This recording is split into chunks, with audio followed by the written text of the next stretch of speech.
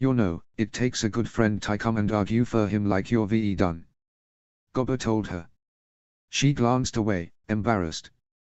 I'm not a good friend, she mumbled. I'm a horrible selfish person and I don't treat him how he deserves. The big mechanic grinned. Max, two of us, he admitted as Astrid's phone buzzed. She peered at the screen. I'm outside. You ready? She sighed and texted him back. Nearly. Come inside. I'm good, was the stubborn reply. She glared at her phone and huffed. He's refusing to come in, she explained, heading for the front of the shop. Gobber looked suddenly shifty. Lass, I can't blame him, he muttered.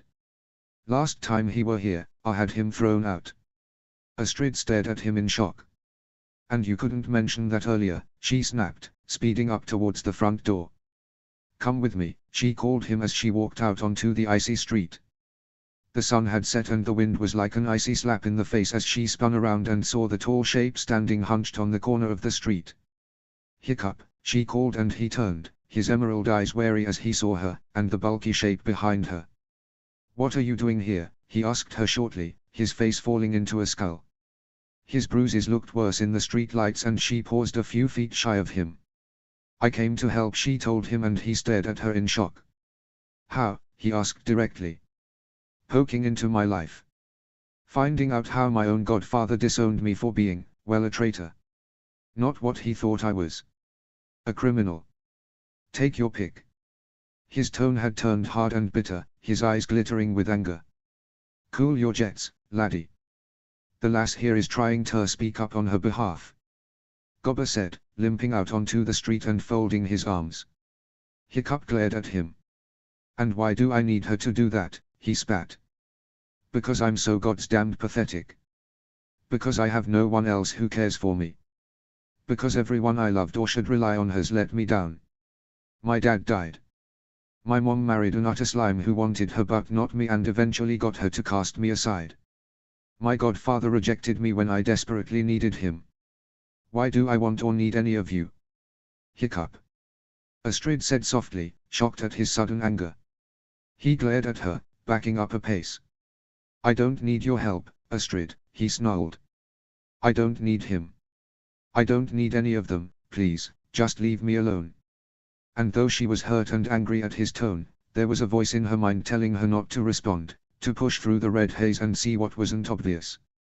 That Hiccup wasn't a bad guy, and this wasn't aggression but defense. He had been hurt by pretty much everyone who should have had his back, and facing this was tearing open a still raw wound. Laddie, you don't mean that, Gobber said. Your father would be ashamed of how your VE spoken to this wee lass who has come here to persuade me how much I've wronged you. He's be more ashamed at you. Hiccup shouted. His best friend, who promised to always look out for me, to always be there for me. I heard you promise him when I was 7, Gobber.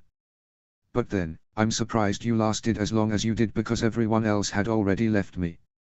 I'm a fool, Gobber told him gruffly. Too angry at seeing Bertha, Yvonne and Sadie, my best tools all banged up and scattered, that I forgot you saved the rest of me business. That you had called me desperate because he had thrown you out. That you warned me, because you said he would burn the forge down. He wanted to kill Toothless as well. Hiccup said angrily. I tried to warn you, but all I got was being handed over to the cops. And no one believed me. He turned away bitterly. Why should I trust you again, Gobber? I really don't want to have anyone to betray me again. Laddie, your father would nae ha given up so easily. Easily? Hiccup shouted, storming forward to glare into Gobber's big face. Gobber, I have no family, no proper friends. I live with Astrid through the kindness of her heart, but she won't even talk to me outside the house. My so-called friends seem hell-bent on making my life utterly miserable. I sometimes wonder if it would be better all round if I just walked into the road or lay down in the park at night and let the cold take me to join Dad. And the only thing that stops me is Toothless, because he wouldn't understand where I went and why I had abandoned him, even though I know Astrid would look after him. Astrid's mouth fell open and she stared at the boy in utter horror, his eyes wild and the defiant look on his face suddenly switching to a broken one. Gobber wrapped his arms around the boy. I'm here, he said gruffly as Hiccup remained still for a long moment, burying his face in Gobber's shoulder. Silent sobs shook him. Your dad would nae wanna see you like that, hiccup he added, awkwardly trying to pat the boy's back gently with his flesh hand. Can't want anything because he's dead, hiccup mumbled, sniffing. Astrid hesitantly walked forward and gently laid a hand on his shoulder. I'm so sorry, she whispered. You deserve so much more. You're worth it, hiccup. Never believe otherwise. You used to call me worthless. He muttered, palming his face. Not for a long time, since I realized there is more to you than meets the eye. I'm sorry, she murmured and backed away as he lifted his head, his cheeks wet and eyes shining. He stared into Gobber's face. I think she's worth keeping, the mechanic mumbled. Hiccup wiped his nose on his sleeve. Yeah, like I need relationship advice from an utter meathead, he grumbled. Gobber smiled and gently patted Hiccup's bruised cheek. There's my best mechanic, he said cheerily. Sarcastic little sod. I'm sorry, lad. I should have trusted your. I. He paused and fumbled for the words. Hiccup sighed, seeing the apology in his face and feeling the weight of anger and desolation ease from his chest a little. He had missed Gobber, missed the sarcasm and camaraderie and the link to his lost father, but he wasn't about to let him off scot-free. You're forgiven, if you promise never to doubt me again, he said firmly. I am your friend and I would never let anyone damage your business. Ever. Gobber looked ashamed. I dinna suppose your DB will inter come back, he asked urgently. That lad in your place, Eric, he's handsome and confident, but he's got as much mechanical ability in his whole body as you have in your little finger. Hiccup gave a small smile. Can't keep up with the orders. Always at football practice or something, Gobber grumbled. Are you saying I'm a total loser? Hiccup asked him dryly. You don't need to kick a ball to be a good mechanic, but you do need to be here. Gobber told him frankly. Will you come back? Hiccup made a show of considering it, though his face gave his answer away. Yeah, he said as if reluctantly, and then he hugged the big mechanic. Missed you, Gobber. Gobber hugged him back. Missed you too, laddie, he admitted. And I think I have your last wages as well. He dug in his pocket and pulled out a few folded dollar bills. Hiccup stared, then took them with a small smile. Thanks, he said roughly. Then he looked up at Astrid, who was standing quietly a few paces back, watching him thoughtfully. I think I owe you an apology, Astrid, he said self-consciously. I owe you so much for this, I can never repay you. His voice was rough with emotion and she smiled, then walked forward and punched him in the arm. Ow, he yelped, clutching the point of impact. I guess I deserved that. That's for being stubborn and idiotic, she told him sternly. He gave a small smile in acknowledgement, then leaned forward and pecked a very gentle, very brief kiss on her cheek. Thank you, he murmured, then blushed. She smiled, then turned to her friends, who were hanging out the door, watching the show on the snowy sidewalk. Show's over, girls, she told them firmly. Time to go home. He kissed you. Ruff announced. That's it. Remember what we discussed? Heather asked her. But we're Ast's friends, so we keep this quiet as long as she wants, Cammy reminded her. Astrid stared at them. What, she managed dumbly. You like him, and he likes you, Cammy said simply. So we respect your wishes, Heather said with a grin. But it may take us a bit longer to explain that to Ruff, so see you in the morning. And they steered the female twin away, still trying to stop her protesting. Astrid stared after them, shaking her head. Gobber stamped his feet, real and prosthetic, and grinned. So you're coming tomorrow, he asked. Hiccup stared at Astrid. I walk her home each day, he said. Saturday. You're on. Gobber grinned and walked back into the forge. Then Hiccup looked into Astrid's eyes and looked worried. I guess you're going to ask me to leave now, I have somewhere to go, he said softly. Especially after I shouted at you. She gave a small smile. Are you kidding? Gobber's a lunatic. I wouldn't want you to have to live with him, she said. I did this to try to repay some of what you've done for me. Hiccup, you've been my knight in shining armor so many times, and I want you to stay. Please stay. He blinked and his emerald eyes widened in surprise at the sincerity in her voice. Well. He murmured. Okay, but it would be kind of nice if you could speak to me once in a while. She sidled over to him and took his hand in her mittened hand. Your hand is freezing, she complained as his long fingers closed around her hand. I guess this project we have in art would be an excuse, for a start. Yes, milady, he murmured, leaning close. Thank you, Astrid. I mean it. She turned to face him, her eyes locked fiercely on his. You have me, she said urgently. Don't ever think about giving up. Don't believe you're alone, or worthless. You are worth everything, hiccup. And I will fight to get you all the things you are owed. He paused and then leaned forward, pressing the briefest of kisses on her lips. Her eyelids fluttered and she stared at him in shock, and then she grinned. Wow. She breathed. Just don't tell your dad, please, he murmured. Or I'll be out on the streets in a heartbeat. Better walk me home safely, she grinned, snuggling against him. Come on, Mom and Dad will be waiting. Yes, milady, he smiled. Chapter 60, A Guy Has to Dream. Chapter text. Hiccup had persuaded a relatively unresisting Astrid to continue to blank him at school, not because he enjoyed being ignored but because he could see she was afraid of the fallout, and especially bitchy Lila and Savannah. But he did sit closer to her on the bus, and once, by accident, he actually sat by her. They hadn't been able to talk on the journey, but the tiny touch she made on his hand had made the entire awkward trip worth it. At home, Astrid was completely normal. She spoke to him like a real person, teased him, and he felt confident enough to tease her back. He couldn't express his gratitude at her intervention in getting Gobber to forgive him, and he made sure he offered her all the help she needed with her homework and any chores. And she happily made sure they walked the dogs together, watching them play and gamble without a care while the two teens shyly stood side by side and blushed. Martin Horferson had been impressed that Hiccup had a job, but he had insisted on making sure the boy would be safe and not exploited. It had given Hiccup some pride to explain that Gobber was in fact his godfather and that he had worked for him since he was 14, but Gobber had taught him to mend cars, forge metal and rewire the electrics when he was 9.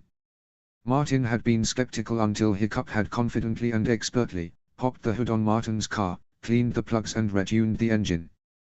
The man had gaped as the boy had grinned and closed the hood with a slam, then started the engine and demonstrated the much smoother purr. Astrid's father had given Hiccup his blessing to start work and thanks for the retune. Gobber had been immensely relieved to see Hiccup as he arrived on Saturday morning moments after the mechanic. Irette was late and scowled darkly to see Hiccup already there in his coveralls, his head under the hood of a Chevy convertible. Gobber was holding a mug and coffee and offering helpful advice. Have you checked the fuse? Yup. Plugs? Yup. Alternator? Yup. Battery? Do you wanna do it, you meat-headed lunatic? Hiccup asked, lifting his head, an oil smear on his cheek. If it was that easy, you and Irette would have fixed it. Is this why you gave me my job back? Well, you are the best young mechanic in Burke by a country mile, Gobber conceded, taking another sip. And you makes the best coffee, laddie. Oh, I am so glad to think my sparkling personality and rapier wit were missed, Hiccup grumped, grabbing a different socket and diving back into the engine. There was a clunk. Ow. You're okay? Gobber asked without concern. Some idiot has over-tightened the pivot nut, Hiccup grumbled. Aha, the same idiot who attached the cabling to the wrong terminus, there's your problem, Gobber. There was a pause and a grunt. Try it now, he called, straightening up. There was a deep scratch on his left forearm and his hands were covered in grease. Gobber rolled his eyes and turned the key in the starter. The engine started instantly, smooth and even. The big mechanic cracked a grin. You're done it, laddie, the two-limbed mechanic said cheerfully. I thought we'd ne'er get her right. What is he doing here? Irette asked, arriving and running his hand through his jet hair. Gobber cast him an irritated glance. There was no doubting Irette had a very high opinion of himself, his looks and his capabilities, but he was always late, not always reliable and nowhere near as skilled as he thought. Working, Gobber pointed out. He's just fixed that car we've been struggling with all week before you're even rocked up for work, Eric. Irette scowled. We would have managed, he grumbled. Hiccup is a far better mechanic, Gobber told him bluntly. Please can you help him when he asks? I can see a customer at the desk. Irett scowled and folded his arms as Hiccup straightened up and wiped his face. I don't know how you fooled him, Irett snarled, but I won't let you exploit him. If you step out of line, I'll take great pleasure in throwing you out again. Hiccup rolled his eyes. What's next on the day list? He asked without answering. Irett scowled, so Hiccup grabbed the list, checked off the Chevy and saw the next job, routine service on an old Honda. He sighed and glanced at the taller boy. Megard to Irett. You able to work with me? Or do you want to speak to Gobber? Because I've worked here since I was 14 and known Gobber since I was a baby. I can strip down and rebuild any car here. If you can't work with me, you need to speak to him. Irett scowled and stalked off to speak to Gobber. Hiccup watched the discussion with a sinking heart, because he could see the football player arguing, shouting and finally storming out. Gobber scowled and then turned to Hiccup. He quit, didn't he? Hiccup guessed at the scowl. He sighed. What do you want me to do? Do you want me to quit so you can get him back? What did you say to him? Gobber growled. I asked him if he could work with me, Hiccup sighed. He just threatened to throw me out again. He thinks I'll exploit you. Gobber stared at him and then burst out laughing. Has he nae seen the wages here? He chuckled. I think I'm the one doing the exploiting. Hiccup grinned. Slave labor, he grumbled, grabbed some tools and headed for the next job. Oh. Wages in his pocket, he left at closing time and headed for the mall to catch the late opening stores. Christmas or Snoggletok, as his father would have it, was fast approaching and Hiccup knew he needed to buy gifts. He had his long overdue wages from when Gobber had previously sacked him, and from today, and between them, he needed to get everything. He sighed. He felt really unnerved because he was still separated from his family and was living with a family that he didn't know well. And he was still feeling guilty that he had lost Gobber, his other helper, so he had volunteered to do a shift on Monday evening to help cover the gap. Gobber had been very grateful, but Hiccup still worried how Irett would react back at school. He guessed it would just be one more person who was hostile to him. He wandered slowly into the store and walked around thoughtfully, wondering what his mom was doing. He missed her, a constant ache in his heart. Snoggletok was the only time of the year when he got to spend much time with her, and every Snoggletok, when Alvin slipped into a drunken stupor, Hiccup had sat by her, snuggling against her and feeling part of a family. He blinked and frowned, carefully inspecting the goods. He sighed, then headed determinedly on, buying gifts for Ingrid and Martin, a new cap and scarf for Gobber, and then there was Astrid. He sighed and headed to the jewelry section. He didn't have much money, but he saw something that caught his eye and he checked his pockets, just enough. He took a deep breath, made his decision and bought the gift. At least he had something for the girl he owed his home and his life to. He blinked as he gripped his parcels tightly and headed back home, forcing himself to be honest with himself. Sure, she was the girl he owed his home to and probably his life, if he thought back to how cold and sick he had been when he came to stay with the Horfersons. But there was something else. She was the girl he was sort of falling for. He gave a small smile and shook his head. She was Astrid Horferson, for Thor's sake. She was smart and beautiful and confident and admired and athletic and popular and loved basically everything he wasn't. Sure, she was a bit hot-tempered and quick to judge and was so insecure that she clung to popularity even at the cost of treating him badly and lying to her friends. She was afraid of disappointing her parents and lacking in the courage to stand up and fight for exactly what she wanted, but she had fought for him and shown him kindness and compassion and trust. He blinked. She trusted him, to protect her and not betray her secrets. And he would die before he did so. He shook his head. He was Hiccup Haddock, despised by the students and staff, disowned by his family and generally dismissed by everyone as a screw-up. He was a human being and he wasn't a coward, but he had failed to protect his mom from Alvin and had been made homeless and desperate. It would take some major realignment of all 9 realms to allow him to actually go out with Astrid, to act on his developing feelings for her. It was impossible, of course, but sometimes a guy had to dream. Chapter 61, 'Twas the night before Snoggletok. Chapter text. School had finally broken for the midwinter holidays, Christmas or Snoggletok, dependent on upbringing, though Snoggletog tended to predominate in Burke and Hiccup was enjoying a well-earned lie-in. He had worked a couple of extra evenings and Astrid had brought herself to the forge once practice was over so he could walk her home. Despite her independence and general ferocity, she was aware of Dager and his friends and was wary to walk home alone. Gobber, of course, imagined it was some sort of a date and ribbed Hiccup mercilessly though he allowed the boy to make his friend a warm drink and sit by the good heater as she started on her homework. Hiccup had just been as sarcastic as he could at the older man's presumptions, mainly because they had been far too close to home. But it was now Snoggletog Eve and Astrid was bouncing on his bed, moaning at him to get up and help them decorate the tree. He had cracked his emerald eyes open and sighed. He could still recall the happy times when it had been the three of them, Dad, Mom and Hiccup with his dad, a huge man of 6'10" and 400 pounds of muscle and sinew, lifting the runt younger Hiccup had been to place the dragon on top of the tree. Come on. It'll be fun. Astrid whined and he groaned. He recalled how determined she had been in persuading Gobber to give him a chance and he wearily sat up, realizing he could never hope to win. If you say so, he murmured. It's kind of a family thing, isn't it? And you're part of my family now. Astrid said easily, dragging at his covers. He grabbed them urgently and gave a small scream. Getting up, he yelped. Please let me get dressed first. She grinned, pointing to the cup of coffee she had left by the bed. Don't let it go cold, she smiled and sauntered out. After a very fast shower and dressing in his favorite green long-sleeved t-shirt as well as an older pair of baggy jeans and black socks, he had sped downstairs to find the whole family assembled by a naked Snoggletog tree, all dressed in their finest. He had almost cringed, feeling underdressed as he compared his outfit with Martin's festive reindeer jumper and Ingrid's tinsel-shrouded top. He managed a very small wave. Hi. He mumbled, blushing. What do you want me to do? Astrid handed him a red bauble. You're the guest, she said.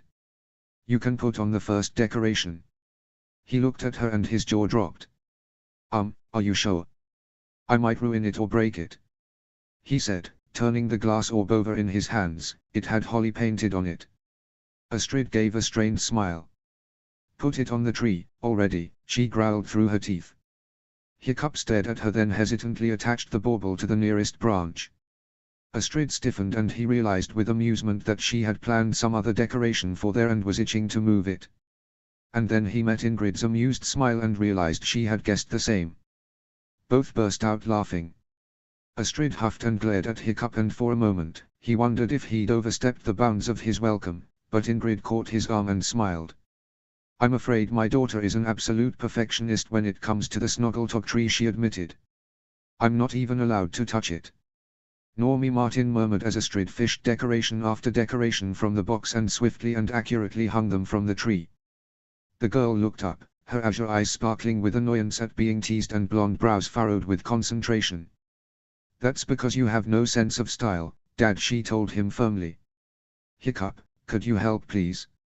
His emerald eyes widened and he picked up the box as directed, handing over baubles and decorations as instructed. You may not be too bad at this, Hiccup, she commented as she fixed the last few decorations. Yes, milady, and I sound so whipped, he protested. She gave a smug smile. Best helper I've ever had, she told him and he groaned. And the remains of my reputation bite the dust, he sighed as she stood back, and then sculled. There was one decoration left, the little dragon for the top of the tree, and she was far too short to reach the topmost branch. In a flash, Hiccup handed her the decoration and smiled. You wanna put it up yourself? He asked. She nodded. You gotta promise not to kill me, okay? She frowned. Hiccup, what are you planning? She asked suspiciously. He gave a wide grin. Just hold still, milady, he said with a cheeky grin. And hang on. To what? She asked as he ducked behind her, half crouched, then wrapped his arms round her waist and lifted her up so her feet were a good 2 feet off the ground. She screamed as he staggered forward and got her in reach of the top branch. Dragon. He grunted, trying not to think that he had a probably angry Astrid Horferson in his arms and that she was pressed very close to him. He could smell her mango and banana body wash and was inspecting her azure silk flower patterned blouse from a distance of about 1 inch. Can't hold you forever, he added as she finally reached out to put the dragon where it belonged. And then she leaned back to inspect it, then forward to adjust it again. If you could maybe, stop wiggling, he asked, his voice strained. Hiccup, if you drop me, I will kill you, she said sternly. Hey, you promised, he protested. She smirked. Never said the words, she pointed out as he staggered. She leaned forward and he had to grab her tighter not to drop her, stumbling backwards. Automatically, she leaned back to try to restore equilibrium, and then he toppled backwards. He hit the floor with a slam, his arms wrapped protectively around her as she squashed him. He grimaced, then collapsed back, Astrid draped over him. Home. I can now go to Valhalla, a happy man, he mumbled, and she rolled and scrambled off him, carefully levering herself off him. You dropped me. Astrid accused him fiercely and he winced. What were you thinking? His arm shot out, a finger pointing in the direction of the tree. At least the dragon is in place, he protested, still lying flat on the floor. Please don't kill me. Astrid scowled before stealing a glance at the tree, with the little black dragon perched happily on the highest branch. Astrid turned back to him, then punched him in the shoulder. He whined. Ow, he protested. What was that for? She sat back on her heels and stared down on the sprawled boy. That was for dropping me, she told him sharply. Then she paused and swiped the bangs out of her left eye. Then she lunged forward and kissed him on the cheek. And that's for everything else. He stared at her in shock as she clambered off and walked into the kitchen. Hiccup stared after her, mouth agape, and then he looked at her parents. Ingrid was smiling but Martin was looking thoughtful. Hey, she kissed me, he protested. Martin looked at him and gave a small nod. Yes, he said in a very distracted voice. She did. Oh. For Snoggletog Eve, Ingrid had cooked a turkey with all the trimmings, though they had a traditional yak joint ready for roasting for the day itself. Hiccup had stood awkwardly as Martin said the traditional prayer at the start of the meal. Lord Odin, we thank you for the year that has passed, he began. For our health and welfare, for Astrid's success at school, for friendship, for hard work, for our family. He paused. And we thank you for the new addition to our family, for Hiccup, who has had a hard time but who is already part of the Horferson family. And though we know he would wish to live with his mother, he is welcome here as long as he wants. May the coming year grant us all health, success and happiness. Hiccup had mumbled amen at the end and sat down to the meal, shocked at the response. The family had embraced him and he had been totally touched by Martin's words.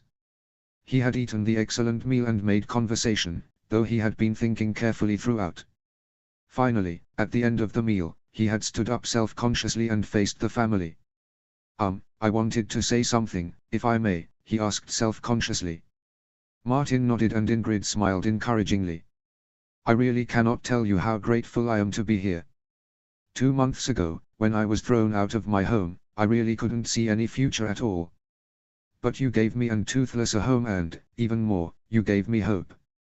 You have made me welcome and given me a Snoggletog like nothing I've had since Dad died. He sighed. And though I miss Mom, and even though I would go back, no matter what my stepdad did to me, because I would be with her, it's actually much better here. So thank you. Ingrid looked sad at his words but Martin gave him a reassuring smile. Astrid looked proud of him. Then he fetched a small pile of parcels. I know that tradition has it that presents are handed over on Snoggletog Day when Odin has delivered them, but at home, we always knew Dad put the presents out. Well, he was a huge guy and he didn't do quiet, so I wanted to give your presents now, as a thanks. Oh, Hiccup, you shouldn't have, Ingrid said gently, knowing how little he actually had to call his own. He gave a small smile, and handed over a neatly wrapped parcel. He handed another to Martin and 2 to Astrid, a simply wrapped parcel and a small box, wrapped in gold paper with a lovely bow on top. He gestured and they opened their gifts. Martin received a detailing and valeting kit for his car which Hiccup offered to help him with. Ingrid had been given a new knitting bag and a book of traditional Berkian Viking patterns, since he had noticed she spent most evenings knitting and loved traditional patterns. Astrid frowned as she opened her parcel, and found a selection of dog chews and snacks. For Stormfly, he admitted, and she smiled in relief and delight. Your present is in the box. She smiled and inspected the beautiful box, then she carefully ripped the paper to reveal small jewelry box. Her eyes widening, she flipped it open, to find a small gold dragon on a chain, its eyes made of sparkling aquamarines. She gave a huge smile and showed her mom. Beautiful, she whispered. He rubbed the back of his neck, looking very self-conscious. It's a deadly nada, the most beautiful dragon, also brave and fierce and smart and strong and fast and, I really thought of you when I saw it. I hope it's okay because, well, yeah. Astrid looked up at him, his cheeks vaguely flushed and she carefully put the little pendant on, then rose and walked towards him. He backed off a step and swallowed nervously. Astrid was smiling and she pushed him back until he was standing under the mistletoe, hanging in the hall. Her hand curled tightly round his t-shirt and hauled him forward, kissing him full on the mouth. Shocked but not stupid, he kissed her back for the few brief seconds of the kiss, and when they pulled apart, both their eyes fluttered open. "Thank you, milady," he murmured. She stared up into his smoldering emerald green eyes topping a slightly goofy smile and smiled. "Merry Snoggletalk," hiccup she smiled. Chapter 62, Out of Time. Chapter text. He couldn't recall when he had last felt this, well, happy. Snoggletalk had passed and he had spent time with Gobber as well as the Horfusons. He couldn't express his gratitude for reuniting him with his sort of unofficial uncle and was feeling far more optimistic, though having Gobber round for the day after Snoggletalk had proven interesting. The fact he had turned up in reindeer antlers and had proceeded to sing "Have a Merry Snoggletalk" at the top of his voice, which had set both Stormfly and Toothless howling, had Hiccup cringing and face-palming in turn. But Gobber was just happy to have company, and once he settled, he was warm, cheery and inappropriately indiscreet. "You're landed on your feet here," he exclaimed loudly, clapping Hiccup on the back and knocking him clean out of his chair. The boy had groaned as he picked himself up, blushing with embarrassment. "Gobber," he hissed, unsure how Martin Horfuson would react. "Look, laddie, it's the truth and not a moment too soon," the big mechanic had persisted, admiring the neat surroundings. "That Alvin was making your life a living hell." Hiccup stared at the table and sighed. "Yeah, it was a laugh a month," he muttered, the expression falling from his face. "I suppose it could have been worse." "How?" Gobber asked bluntly, swigging his mead. He'd brought a couple of large bottles of finest aged Burkian mead and he was downing it liberally. "You were starving, beaten, bullied like hell, thrown out to freeze, what else could he do? And there goes my self-respect." Hiccup commented dryly. "At least I saw Mom." Gobber paused and stared. "And your Havenese since?" he asked, shocked. Hiccup shrugged. "I tried and she told me to get lost," he admitted, toying with his glass of soda water. "I left her my phone number when I went at Thanksgiving but she hasn't called. I don't know how she is, and I miss her." There was a pause, and then Gobber lunged forward, wrapping the tall, skinny shape in a powerful embrace, hugging him as the boy buried his face in the older man's chest for a moment before nodding. "Laddie, I did nae know," Gobber said gently. I misjudged ye badly. You know ye can have a home wi' me if you want." Hiccup sighed but Ingrid shook her head. "I think he's better here," she said as Martin nodded in agreement. "As I understand, you only have a one-bedroom apartment and there wouldn't really be enough room for Hiccup or Toothless," he said thoughtfully. "I really think he would be better here." Hiccup lifted his head and stared at Martin. "I would like him to stay here." The boy gaped at him in shock and Gobber read the expression. "Are you sure?" he asked. Martin nodded. "I know you are his godfather, but I promise I will take care of him," he said firmly. "He's very little trouble and I think my daughter may kill me if I let him go." There was a small smile on his face and both Hiccup and Astrid had blushed furiously. Gobber gave a broad grin. "Hey. And the lad thinks I'm embarrassing," he said smugly as both teens face-palmed. But Gobber had made sure the Horfusons had his contact number and Hiccup hugged his godfather firmly as he left. "Take care, lad," he murmured. "And don't worry, I always have a job for you. Come when you want and I'll find something for me best mechanic to do." Hiccup gave a wry grin. "And I thought Irette was your new best friend, until he wilted before my magnificent physique and razor wit, not to mention God's given mechanical genius," he pointed out as Gobber tousled his auburn hair affectionately. Sarcastic little bastard, aren't you? He grinned. That's the boy I know. Now behave. I doubt Astrid would allow me not to, he muttered. Gobber grinned. Are you two, a thing, laddie? He asked bluntly. Hiccup groaned. I don't think so, but Astrid is definitely the boss, he admitted. Are you whipped, boy? He teased him, and Hiccup gave a grin, his green eyes twinkling. For Thor's sake, keep it a secret, okay, he hissed. Gobber gently patted his cheek. Good friends are hard to find, he advised Hiccup. The best last a lifetime, so never turn down the chance when it arises, laddie. Grab her and hold on for all you're worth. And then he had lumbered into the evening, starting to drunkenly sing I'm a Viking through and through. It was dark, but the dogs were alert and needed a walk, so the teens had volunteered to take them out once they had helped Ingrid tidy up. Wrapped up warm, they set out cheerfully, the dogs tugging at the leads as the two walked along the snowy streets. Hardly anyone was out, all enjoying the holiday and the aftermath of a good family meal, and Hiccup sighed. Sorry about Gobber, Hiccup sighed. I should have warned you, he has no internal filter. None at all. Thinks it, says it. Yup. Sorry. She stole a glance at him, he was blushing slightly, his eyes inspecting the sidewalk as they trudged along. Did you want to live with Gobber? She asked him, and there was scarcely a pause before he shook his head urgently. Much as I love him, no, he admitted. He's a lunatic, and the last time I stayed, we were watching some insane Mexican wrestling until 3 a.m., and I couldn't get him to go to bed, which was a problem since I was sleeping on the couch. He shrugged.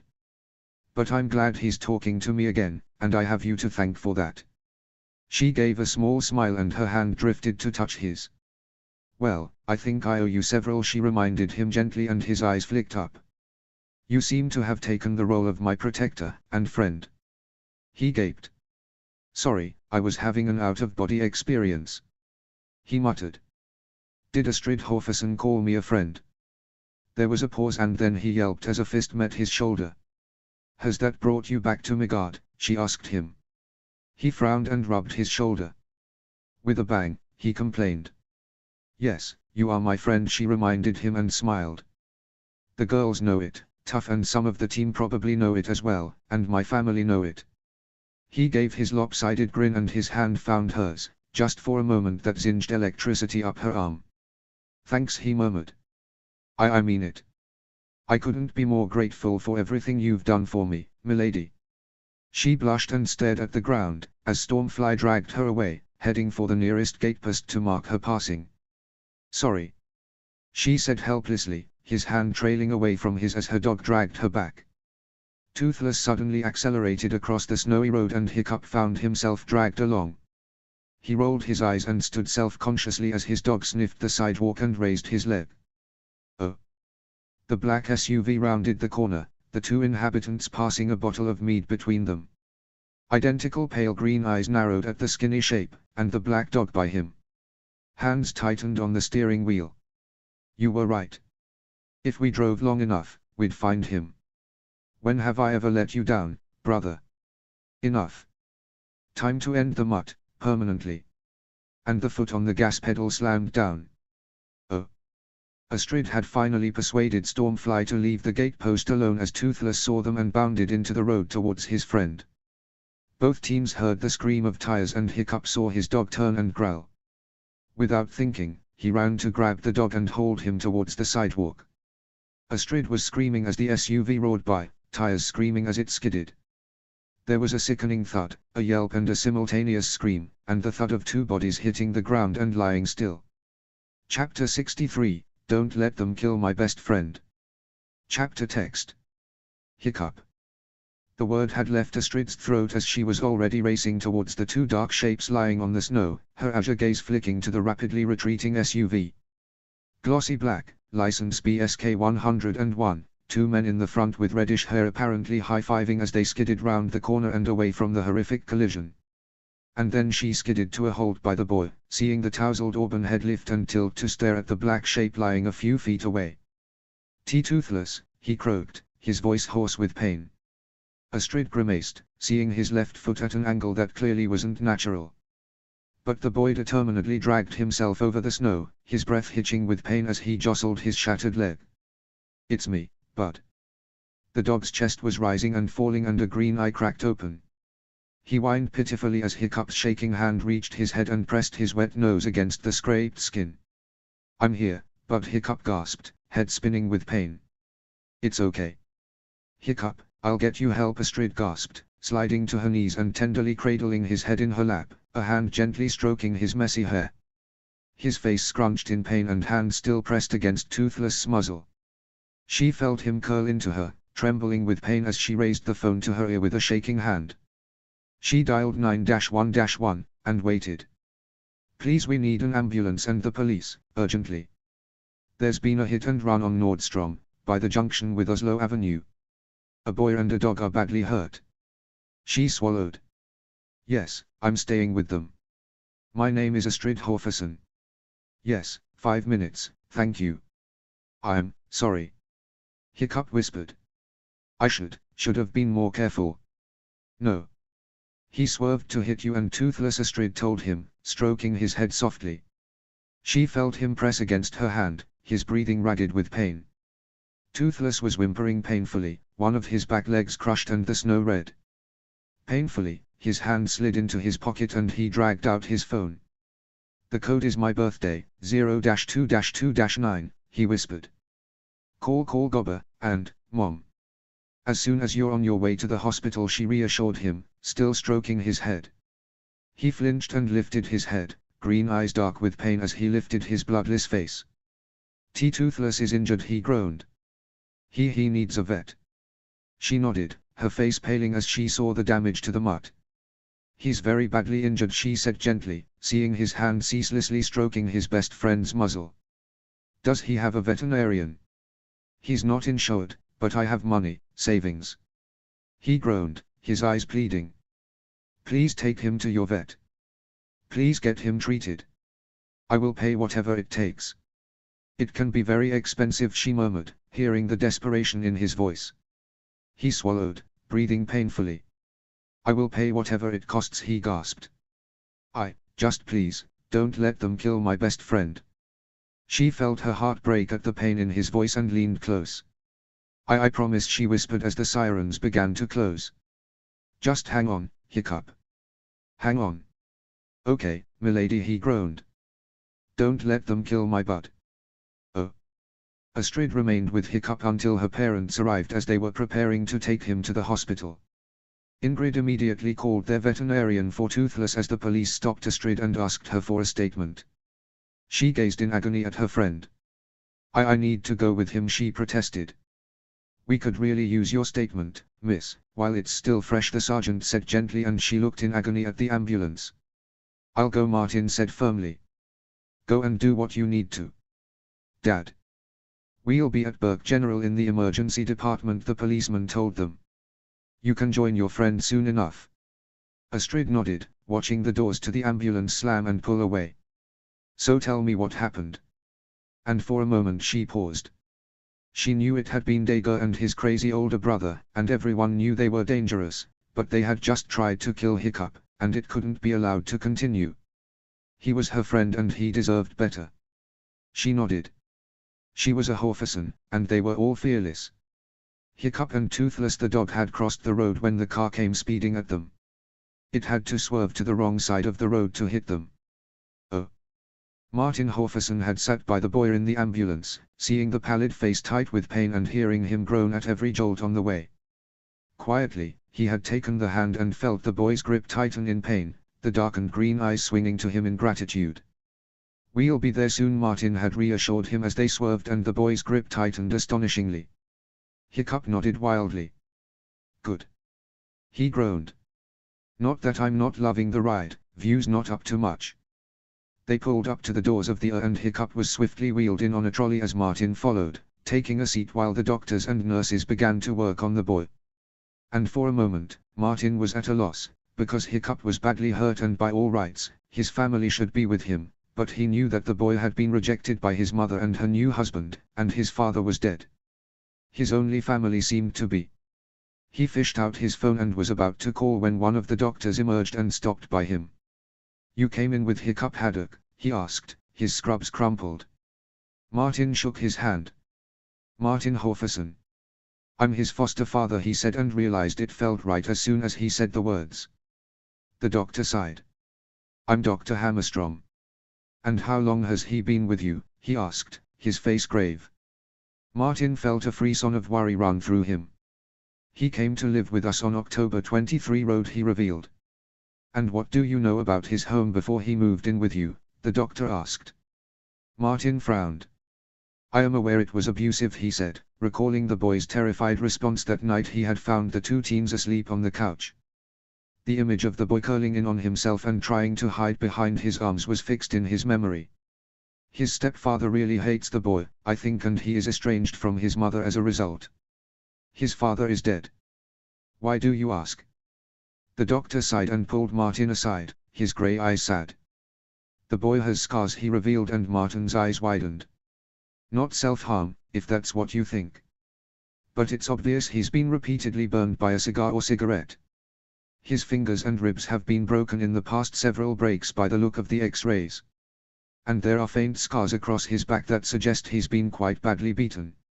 Odin, I never realized it had been that bad, he murmured. How is he? That's the other problem. Dr. Hammerstrom began. Oh.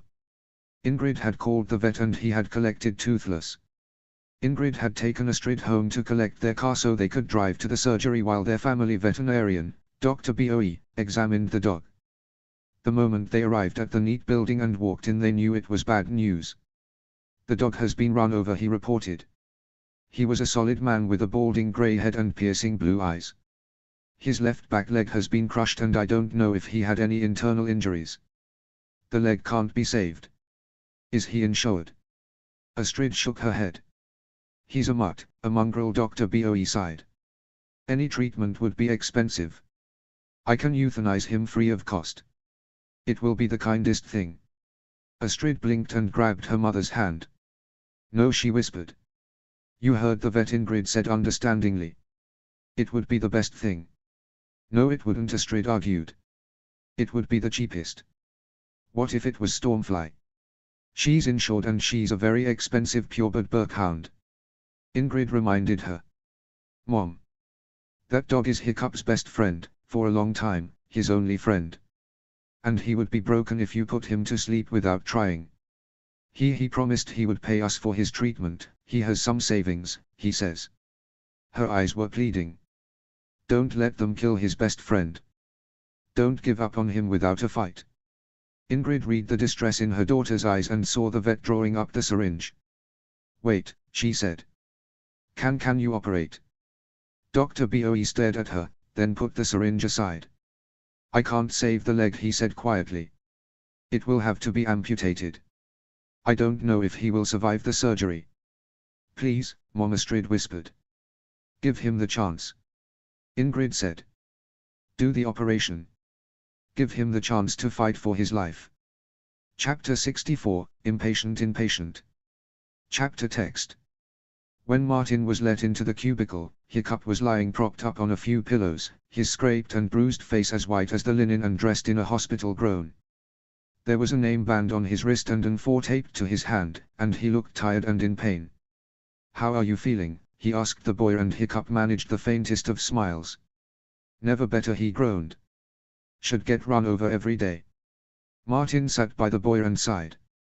The doctor wanted to speak to me, about your scars. Hiccup went still and he closed his eyes. Oh. How bad was it at home? He asked quietly. The boy remained still and finally he took a shuddering breath. Could you call Gobber please? He said painfully. He knows. And he's my godfather, he knew how I was before Elle moved in. He sighed heavily. This is where you tell me you don't want me, he added baldly. Where you realize I'm too damaged to be worth helping. Martin stared at the boy and his eyes drifted to the twisted limb, waiting for repair once the oar was free. My daughter thinks you are, he said. I'll distract her, Hiccup said tonelessly. Can't help it. I just attract trouble. Astrid will do her best, he said. I have faith she will meet my expectations. He paused. When you moved in, I accepted responsibility for you. Not willingly at first, but you did protect my daughter. Your home is with us as long as you need it. The boy blinked and rocked his head to meet the man's face, offering his hand. Martin clasped it tightly. Thank you, he mouthed as the cops entered the cubicle, followed by Dr. Hammerstrom. The police need to speak to you before surgery, hiccuped the doctor said. They need to catch whoever ran you over. There was a pause and he finally nodded. Dager and Oswald Oswaldson, he said reluctantly. I saw them as the car slammed into us. Black SUV BSK 101. The cop stared at him and his eyes widened. Why would they want to kill you, he asked. They wanted to kill my dog, hiccup reluctantly revealed. I was just a bonus. Martin stared at him in utter shock as the boy began to explain the reasons why they wanted Toothless dead, and how he ended up being caught by the cops. The boy's pain-filled green eyes drifted to Martin's shocked face and then he looked away, guessing he had lost his home with the Horfersons. Now the truth had come out. I'm sorry, he whispered. Martin stared at him and he looked at the little scar just under his lip, trying to imagine how a boy who had been thrown from his home could possibly hope to stop Ozzy and Dager, when he had no one he could talk to. He had warned Gobber, but the stepfather and principal he should have been able to approach when he was in trouble had failed him. I knew you had troubled past, he murmured, recalling the boy had been sleeping in the garage when Ozzy tried to break in. He couldn't imagine his own beloved daughter in such a terrible situation. It's okay, hiccup. Your home is with us. The boy blinked and his eyes shone in gratitude and relief. Thank you. He whispered as the cops nodded and finished noting down his words, as an orderly came in. Hammerstrom nodded. It's time, he said, grasping the side of the trolley. Thank Astrid for me, hiccup rasped. Please. You can thank her yourself, Martin assured him, still holding his hand. Terrified green eyes swung to meet his own blue eyes. Please. Just in case. He begged. Oh. He awoke slowly, a host of pains assaulting him as he opened his eyes. There was a soft beep sounding and his hand ached. His leg was excruciating. He rocked his head sideways and saw a blonde shape curled in the chair by him, a hand trailing over to almost touch his own. Gritting his teeth, he moved his hand and gently curled his fingers round hers, feeling them curl back, and then the sleeping girl stirred and azure eyes opened. You're awake, she smiled, yawning and stretching. I watched you wake up, he croaked. I ought be saying that. She took his hand, feeling his grasp tighten instinctively around hers. I only fell asleep 'cause I had been waiting so long for you to wake up, Mr. Lazy, she teased him and he managed a lopsided grin. Not even allowed a lie in the I get run over. He protested and then his eyes focused on her. Toothless. Her face fell and he felt cold fear grip his heart. Oh hiccup, I'm so sorry. She began but he closed his eyes and shook hushed. No, he breathed. No. The grip on his hand tightened. He's alive, she blurted out. They couldn't save his leg. They had to amputate. I'm sorry. He took a shuddering breath. I thought. He gasped and stared at her. Odin. Couldn't you have said he's alive but? Rather than taking years off my life. She scowled at him. Hey. I made sure he got treated. The vet was worried but when we left the surgery, he had woken and was whining for his dinner, she reminded him as he sagged. Sorry, he sighed, swallowing. She frowned, then poured him some water and gently helped him drink. Thanks, he murmured, his voice a little less raspy. She stroked his hair off his face gently and smiled, then leaned forward and kissed his forehead. His eyes widened in shock. That's it, I died and this is a dream. She pulled away, swatting at his shoulder. He yelped. And no, I'm alive. He added with a wince. Why did you kiss me? Why did you hit me? She suddenly blushed and swiped the bangs out of her eyes. I am glad you're alive and okay. She admitted, but I hit you for being a smart ace. He sighed. Better get used to more bruises, he said softly, 'cause not gonna stop being one anytime soon. I was so scared when I saw the car hit you, she admitted in a small voice, her eyes inspecting the floor. I saw you land like a rag doll and for a moment you looked dead. He sighed and beckoned her closer, digging his elbow into the mattress and hefting his aching body up as he pulled his oxygen mask down and pressed his lips onto hers. She stiffened but didn't move for a second, and then he collapsed back. "I'm alive," he told her firmly. "Don't give up on me, milady." "You kissed me," she murmured. "Though you may kill me for that." He conceded, staring at her as she stared at him in shock, and then lunged forward, kissing him firmly back. His eyes popped wide and he hesitantly lifted a hand to rest on her soft cheek, kissing her back. She was smiling as she pulled away, seeing the astonished and goofy expression on his face. "Or not," he mumbled. "I think I must have hit my head," she teased him, and he smiled back, then winced. She frowned. Hiccup. "My foot, it really hurts," he groaned. "Gods, don't they give you any painkillers here?" Astrid stared as he hit the nurse call button with a shaking hand, his face beaded with a cold sweat. The nurse immediately entered, her kind face concerned. "My foot," he told her raggedly, and she swiftly stripped the sheet up, exposing his feet. Astrid looked away from the bandages and metal fixators around his left leg as the nurse gently felt each foot and then pressed her fingers on the top of the left foot. She frowned. "Is there a problem?" Astrid asked. The nurse nodded. "The foot's cold," she said in a worried voice. "I'll get the doctor." "What does that mean?" Astrid asked urgently as she ran from the room. The doctor ran in with the nurse, grasping the foot and checking the pulse with a machine. His brows dipped and he shook his head. He looked at the leg, scowling. "We've lost the pulse," he announced. "Prep theater." "What's going on?" Hiccup asked worriedly. "Please. There's a complication, the blood flow to the foot has been interrupted and we need to operate now," the doctor told him urgently. "And if you don't?" Hiccup asked faintly. "We lose the foot." Chapter 65, Rally Round. Chapter text. Astrid was sitting in the waiting room outside the ICU when Cammy, Heather, Ruff, Tuff, Fishlegs and Snotlout arrived. She was so distracted, in fact, that she only realized they were there when the twins started fighting over who was being the quietest. Lifting her head, her eyes warmed with relief and gratitude at seeing her friends. "Ast.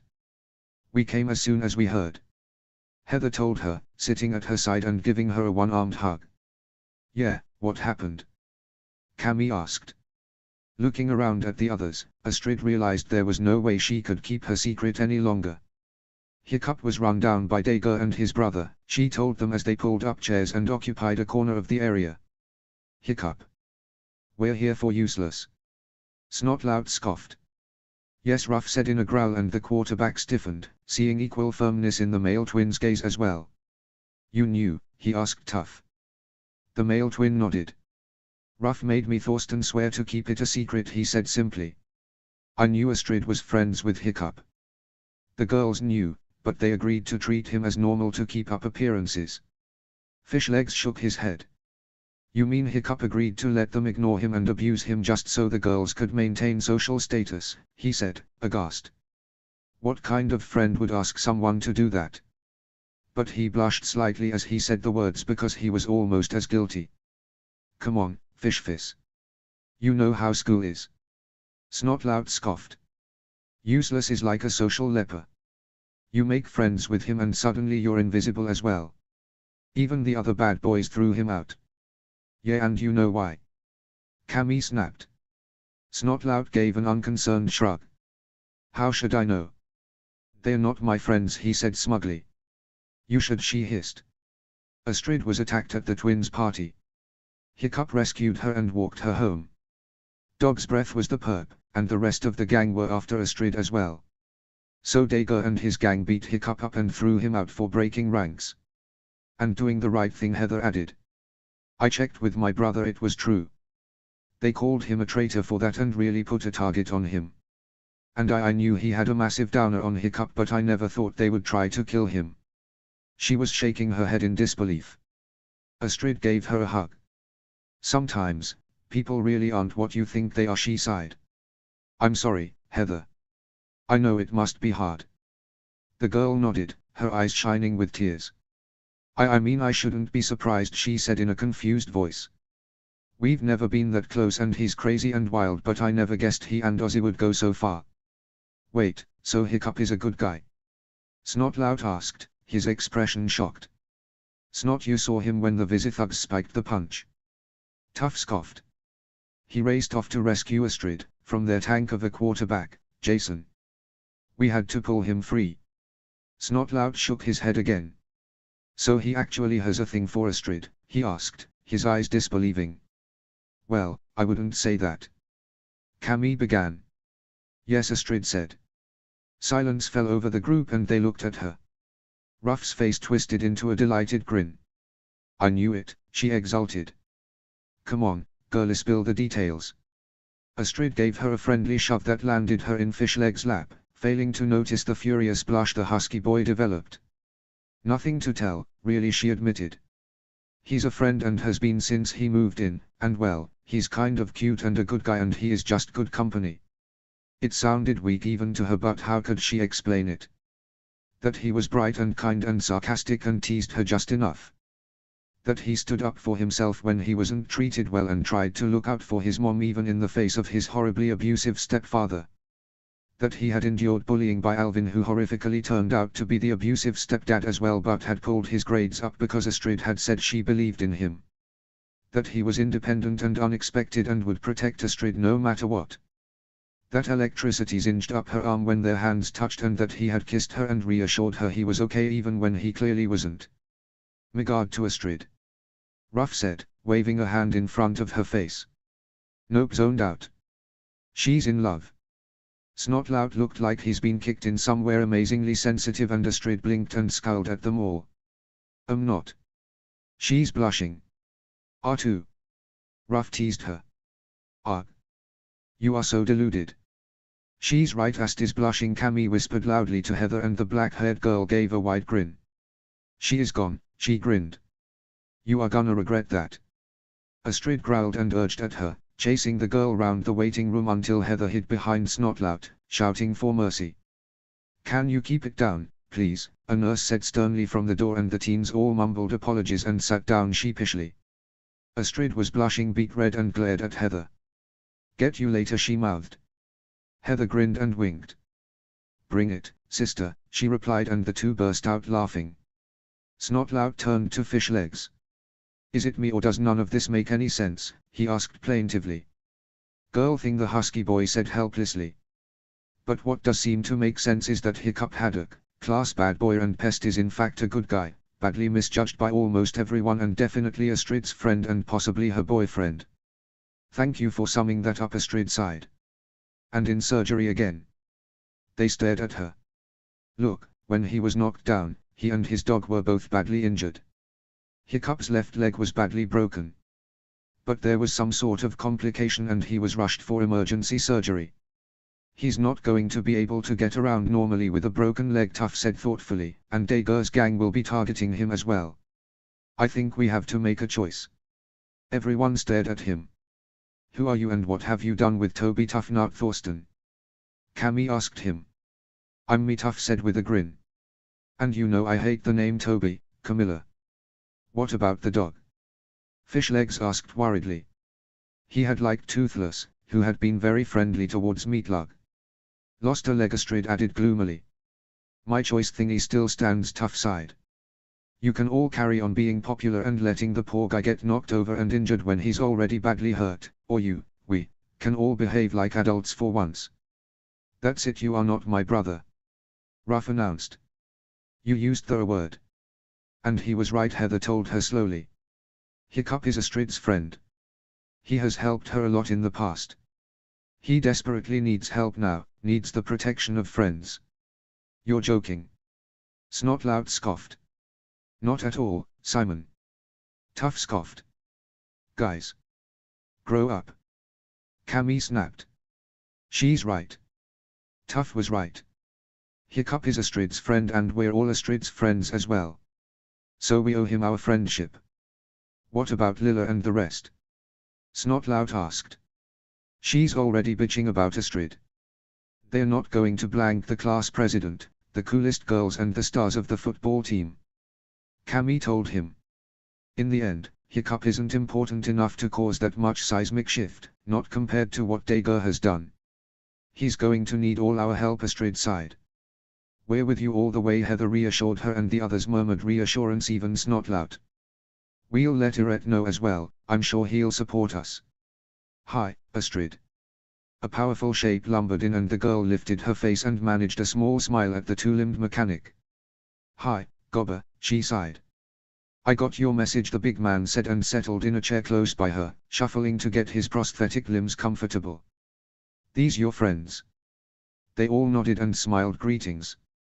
Astrid handled greetings calmly. Guys, this is Gobber, Hiccup's godfather. Gobber, these are Heather, Camilla, Raquel, Toby, Simon and Franklin. Have ye heard anything of Hiccup? Gobber asked, his tone worried, but Astrid shook her head. He's still in surgery, she admitted. There were complications, so he had to be rushed back to surgery. No word since. Have you told his mom? Gobber asked, and Astrid sighed. My mom is handling it, she admitted. The big man was about to open his mouth when the surgeon entered the room. Every eye swung to him and Heather took Astrid's hand. The man pulled his mask off and sighed. How is he, Doc? Snotlout asked brashly. The man grimaced. Oh. Ingrid's finger hovered over the call button for a long moment before pressing and lifting the phone to her ear. It rang 3 times before a male voice answered. Yes, he growled. I am ringing on behalf of Hiccup Haddock. He has been involved in a serious road accident and is in Burke General. Hiccup Haddock doesn't live there, the voice growled. It sounded very familiar but slightly slurred. But his mother does, and she needs to know that her son is seriously injured. Ingrid instead. I'll tell her, but she don't care about that little bastard, the man growled. And then he hung up. Chapter 66, Seismic Shift. Chapter text. The soft beep of the machine was the only sound as the gang lounged around the room, attention mainly on phones as they checked out what else was happening in the world. Astrid had refused to leave Hiccup's side until he woke after his surgery, and the rest had stayed in solidarity. Well, the girls, Tough and Fishlegs, had volunteered to stay, and Snotlout had refused to look mean and petty, so he had stayed as well, though with bad grace. Gobber had looked around the room at the crowd already waiting, seen the boy when he was unconscious, said a few words in his unconscious ear, then left, ordering Astrid to let him know when Hiccup woke up. Snotlout had just arrived back with an enormous armful of snacks when Ruff poked Astrid hard in the arm. When she looked up angrily, the female twin jerked her thumb at the bed, where Hiccup was blinking silently and moving his head slightly. Annoyance forgotten, Astrid leapt to his side, her hand unconsciously finding his. Hiccup, she said gently. He blinked, his emerald gaze still bleary. As Astrid, he murmured. I'm still alive. As far as I know, though I only got an A in health class. She told him smugly. Show off, he mumbled.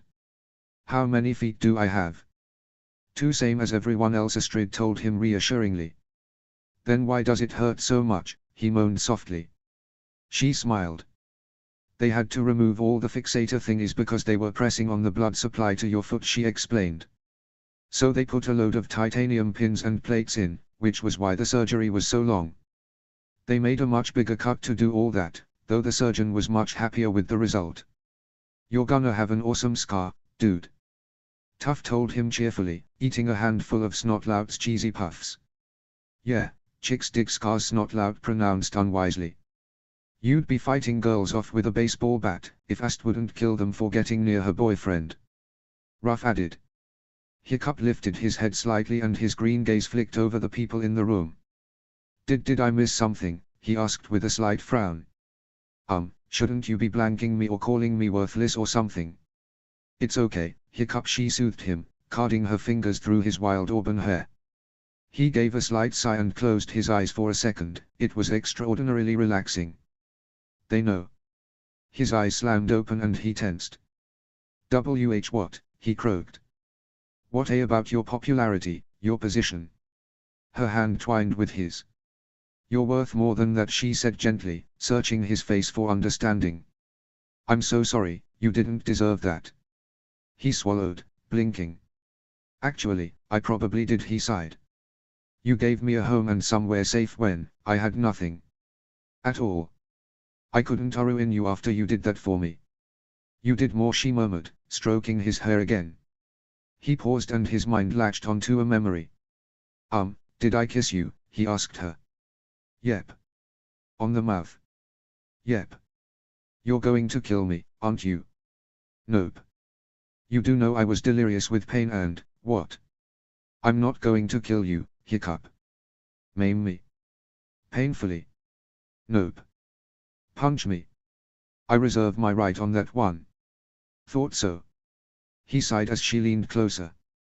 Just not now, because you have been through enough. She reassured him. Oh, that's just great. Now the sword of Damocles is hanging over me, he grumbled. Deal with it. She smiled. Then another random memory hit him. Did Ruff call me your boyfriend? He asked. She gave a small blush. Are you blushing? She punched him in the shoulder and he flinched but forced a brave smile onto his face. Thought so, he said painfully as she leaned forward. That was for being a smart ace, she warned him, and then leaned forward and pressed a small chaste kiss onto his lips. And that's, well, for everything else. There were wolf whistles and cheering until Astrid looked up and glared at the others. Way to go, Ast. Cammy whooped. Didn't think you had it in you. Ruff shouted, grabbing another handful of Snotlout's tortilla chips. He whined and snatched at them before catching what she had said. Princess, no. You gotta see a head doctor here. I'm sure he can cure you of this psychosis. Snotlout shouted before Ruff elbowed him in the ribs and stole the whole bag. You are also dead, and you, Snotlout, have 10 seconds before I'm coming after you with the nearest defibrillator. Ugh. The stocky boy was already at the door, scattering potato chips as he went. A hand tightened around hers and she looked back at the skinny and battered shape on the bed, reading his absolute weariness and the pain still in his eyes. You can kill him later, Hiccup said painfully. Are you sure about the boyfriend thing? I mean, I don't mind if you don't want to because being your friend is awesome as well and I don't want to make you feel awkward, well, awkwarder because I kind of cause trouble wherever I go even if I don't mean it and, oh, Thor. Hiccup, Astrid said in a serious voice. Are you telling me you don't want to be my boyfriend? There was a sudden uncertainty in her voice and he realized this actually meant something to her, really, not just for show. He chewed his lip for a second then sighed. I would really like to if you're actually asking, but I mean you're Astrid Horferson and I'm Hiccup Haddock and most people look at me like something they've stepped in and... Do you always ramble this much? She asked him. I think it must be the anesthetic because I've never been sort of suddenly in a relationship and I think I must be dreaming. That's it. I'm actually in a coma dying by the roadside after being run down and this is just a dream. This is not a dream and you aren't dying, Astrid told him sternly. And you've just admitted that you want this because you wouldn't be dreaming of it if you didn't. Busted, he sighed. Yes. But I meant it about the boyfriend thing, if you're sure, I mean, you may have to speak to me in public, maybe be seen with me in daylight, acknowledge I exist. The dry sarcasm in his voice had Camille frowning but Astrid gave a small smile. Well, sometimes you have to decide what's important, she told him softly, stroking his messy auburn hair off his face. What have you got about my hair? He hummed. It's so soft, she told him gently. And I have finally realized that spending time with people you care for is far more important than the opinion of people you despise. True, milady, though I don't think that's actually how high school works, he suggested. She smiled, placing a small kiss on his furrowed forehead. Maybe it should, she said thoughtfully. I have my friends and my boyfriend, and I really don't care what the rest think. I think we need that head doctor of yours, Snot Hiccup murmured, lifting his hand to tenderly stroke her cheek, still dizzy with amazement at what was happening. Probably pity, he decided. But right now, in pain and completely disorientated by what had happened, he would go with it. Maybe Astrid would regain sanity in the morning, but for now, he might as well enjoy it. He beckoned her close and kissed her again. Oh. Ingrid was trying one last time. She had been hung up on twice more and the phone had rung out a few times, but finally when the call was answered, there was a woman's voice. Don't hang up, she said urgently. Mrs. Treacher, I am ringing about Hiccup Haddock, your son.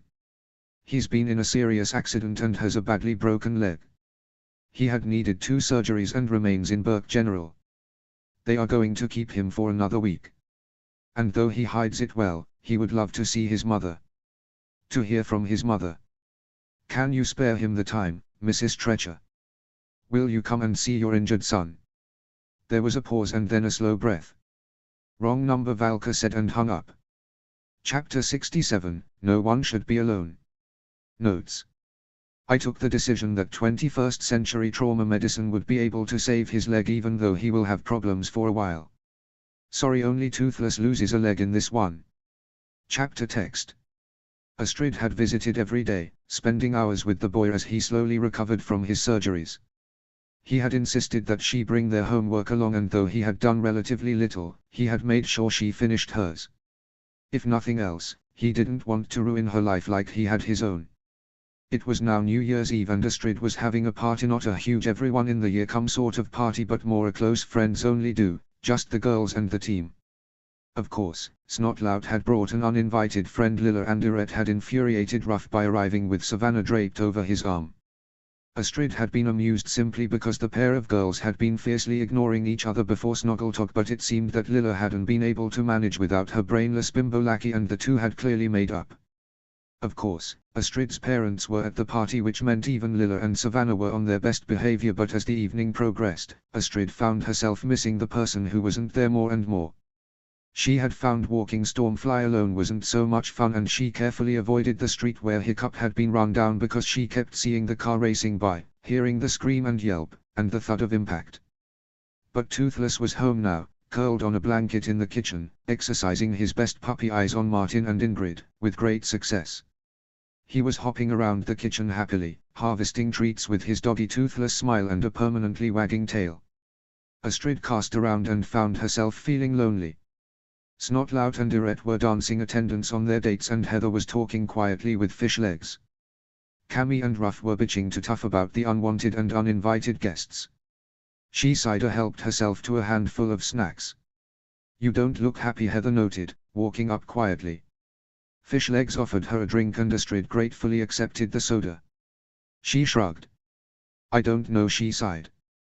I mean, it's great having you guys here, but those two. And she cast an unfriendly glance at the two intruders. Well, they put my teeth on edge. They're asking lots of questions even though we all agreed to keep your secret, Fish Legs told her. She sighed. I guessed, she said flatly, then shook herself. Anyway, how are you holding up? It must be hard with Dager and Ozzy, you know. In jail, charged with attempted murder. Heather asked pointedly. Astrid nodded, taking her hand. I'm sorry, she said. Heather gave a sad smile. You know, I never thought they would be so callous, she admitted in a small voice. I know Ozzy wanted to kill Hiccup's dog because it bit him when he broke into Gobber's garage, and I know Dager had a huge downer on Hiccup because he rescued you, but I never thought him capable of that.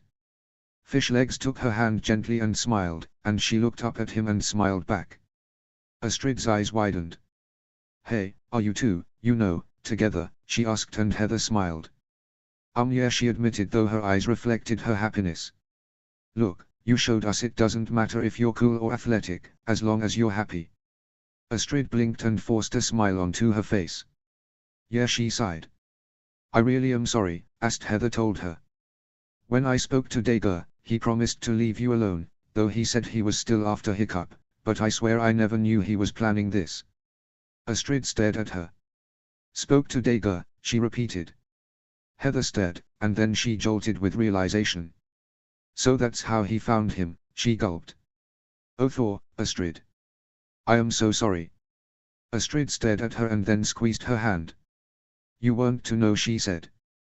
No one made them run down a boy and his dog, and they were looking for him. It wasn't your fault. Heather sighed, then hugged Astrid. I think we both know where you need to be, she said as Astrid smiled and headed for the door, grabbing her father on the way. Martin willingly got into the car and they headed out for the hospital. Martin drove for a few minutes and then turned to her. He's your boyfriend, isn't he? He said, and she nodded. It wasn't intentional, Dad, it just happened, she admitted, staring at her hands. Has he touched you? Martin asked. Astrid flushed bright red. "Dad," she exploded. "Of course not." Martin cast her half an eye. "I have to ask," Martin told her without apology. "I know you weren't really friends originally when he came, though he was polite and respectful. But he did protect you, and he has treated you well." Astrid sighed and a small smile lifted her lips. "So I have asked if he—" "No, he hasn't," Astrid told him. "We've kissed, that's it." Martin sighed. "You know my concerns, Astrid," he told her gently. "You are my only child and I want what's best for you, and to protect you." He paused at the intersection, then turned onto the main highway. "I don't want you distracted from your schoolwork, Astrid. There are only a few months before you graduate high school and it's so important that you succeed." Astrid sighed and looked at him. She knew he had great ambitions for his only child, ambitions that didn't match with her own, but she knew to choose her battles. And Hiccup was worth the battle. "I understand," she said calmly, "but I have to have a life, Dad. If I succeed, if I pass my diploma and end up where you want me to be, I will make new friends, I will go out to parties and I will have a boyfriend, I guess." She almost laughed at her father's horrified expression. "Dad, I need to be a human being, not a machine. So I will have a life at college and that will be distracting. If I can't cope with a boyfriend now, I definitely won't at college. But you don't need to worry because Hiccup had insisted that I concentrate on my work and don't skip any of my chores. But I want some normal life as well, and I want my life, not yours." Martin gave a small shake of the head. "I just don't want you to throw your life away," he told her firmly. "Hiccup is a genuine and caring young man, but he does have a troubled past and doesn't place as much emphasis on grades as you." Astrid sighed. "Dad, when we first started high school, Hiccup was a straight-A student," she told him. "He was bright and nerdy and better than me. But once his mom remarried, he had to concentrate on getting by, and the principal targeted him as he began to struggle. His grades plummeted and with no one else to turn to, no support from the staff or at home, he joined the worst boys in the year. His grades have really picked up since he moved in with us and he knows what you prioritize. He's not a bad guy, and he wants what's best for me as well." She unclipped the seatbelt as they pulled up outside the hospital. "Let me have a life, Dad. I am your daughter and I will always try to make you proud, but just trust me, please." He paused and then leaned towards her, kissing her cheek. "I couldn't be more proud of you," he said with a smile. "Now go to see your friend. It's nearly the new year, no one should be alone." "Oh." Hiccup was lying in the bed, staring at the TV aimlessly. His leg was hurting again, but he wasn't due for any painkillers for another couple of hours, so he gritted his teeth and muted the TV. It wasn't that long until midnight and he guessed he may as well stay awake, not that he would be able to sleep. He grimaced and shifted his position again as the door opened, and he gaped as Astrid poked her head round and grinned. "Astrid. What are you doing here?" he asked her in shock. She closed the door and shucked off her coat. "Let me think, visiting you," she suggested dryly. "But, your dad," he protested.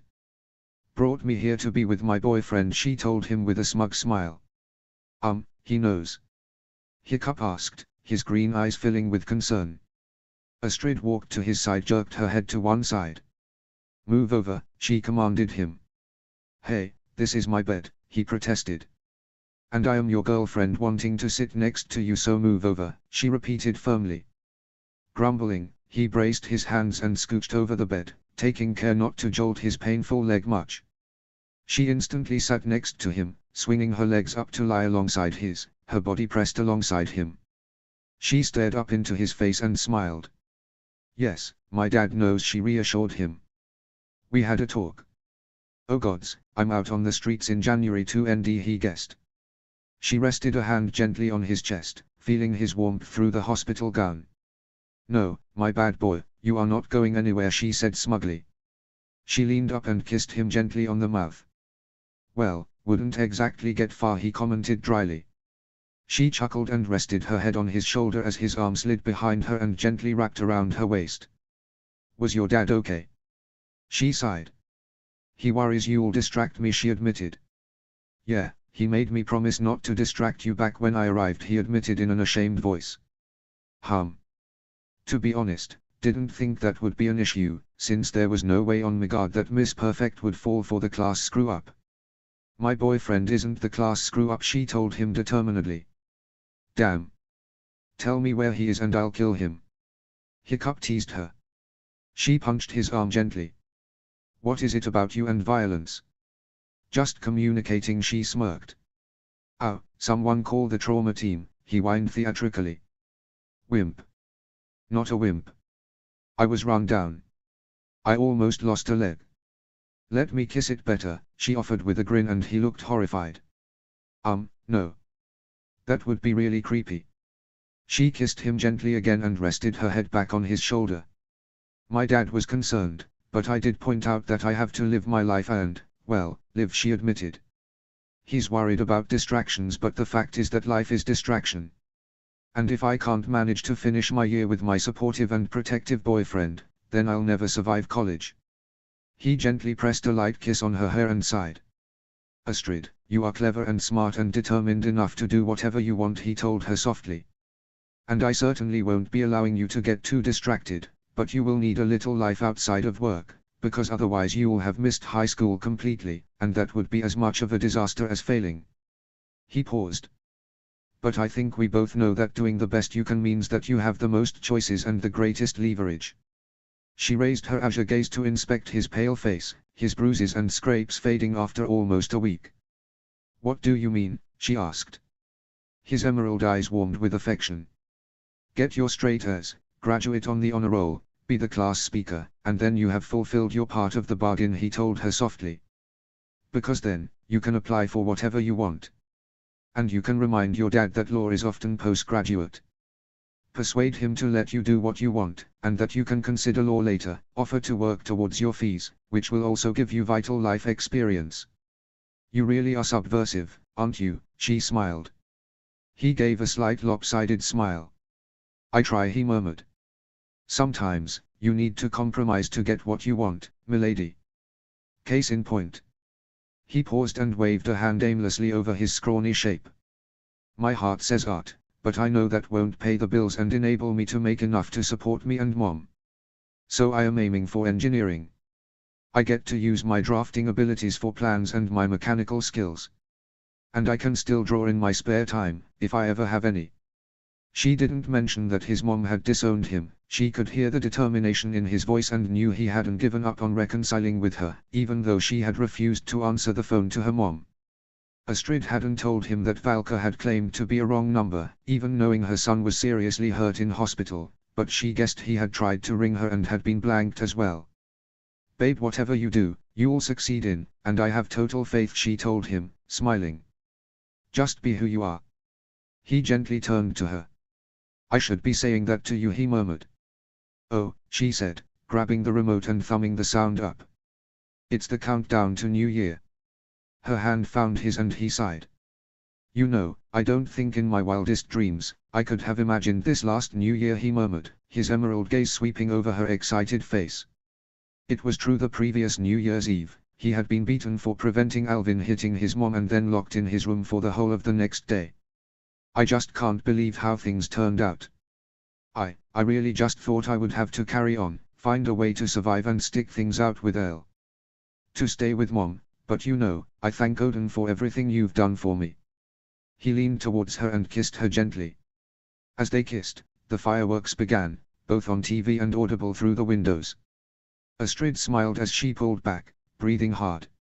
Hopefully this coming year will be the best ever, and we'll face it together, hiccup, she said with a contented smile. Happy New Year, hiccup. His hand tightened on hers and he leaned forward to kiss her again. Happy New Year, milady. Chapter 68, You're Astrid's friend, aren't you? Chapter text. Martin Horferson had returned an hour after midnight on New Year's Day morning to collect his daughter, and as he had half expected, he found her curled asleep against hiccup.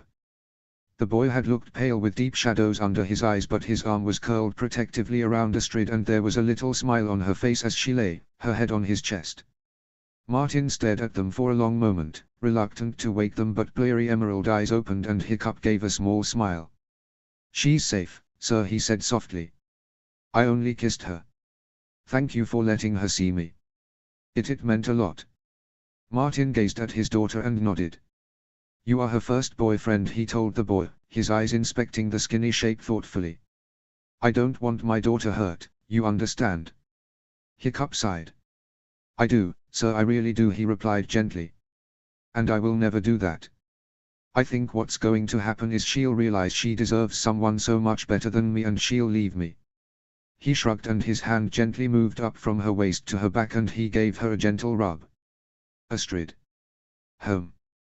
Time to get up, he murmured gently. 5 more minutes, babe, she mumbled, moving her head slightly. There was a wet patch on his hospital gown where she had drooled on him. Rolling his eyes slightly, Hiccup leaned forward and gently kissed her hair. Milady, your dad's here to take you home, he said gently. WRFGL.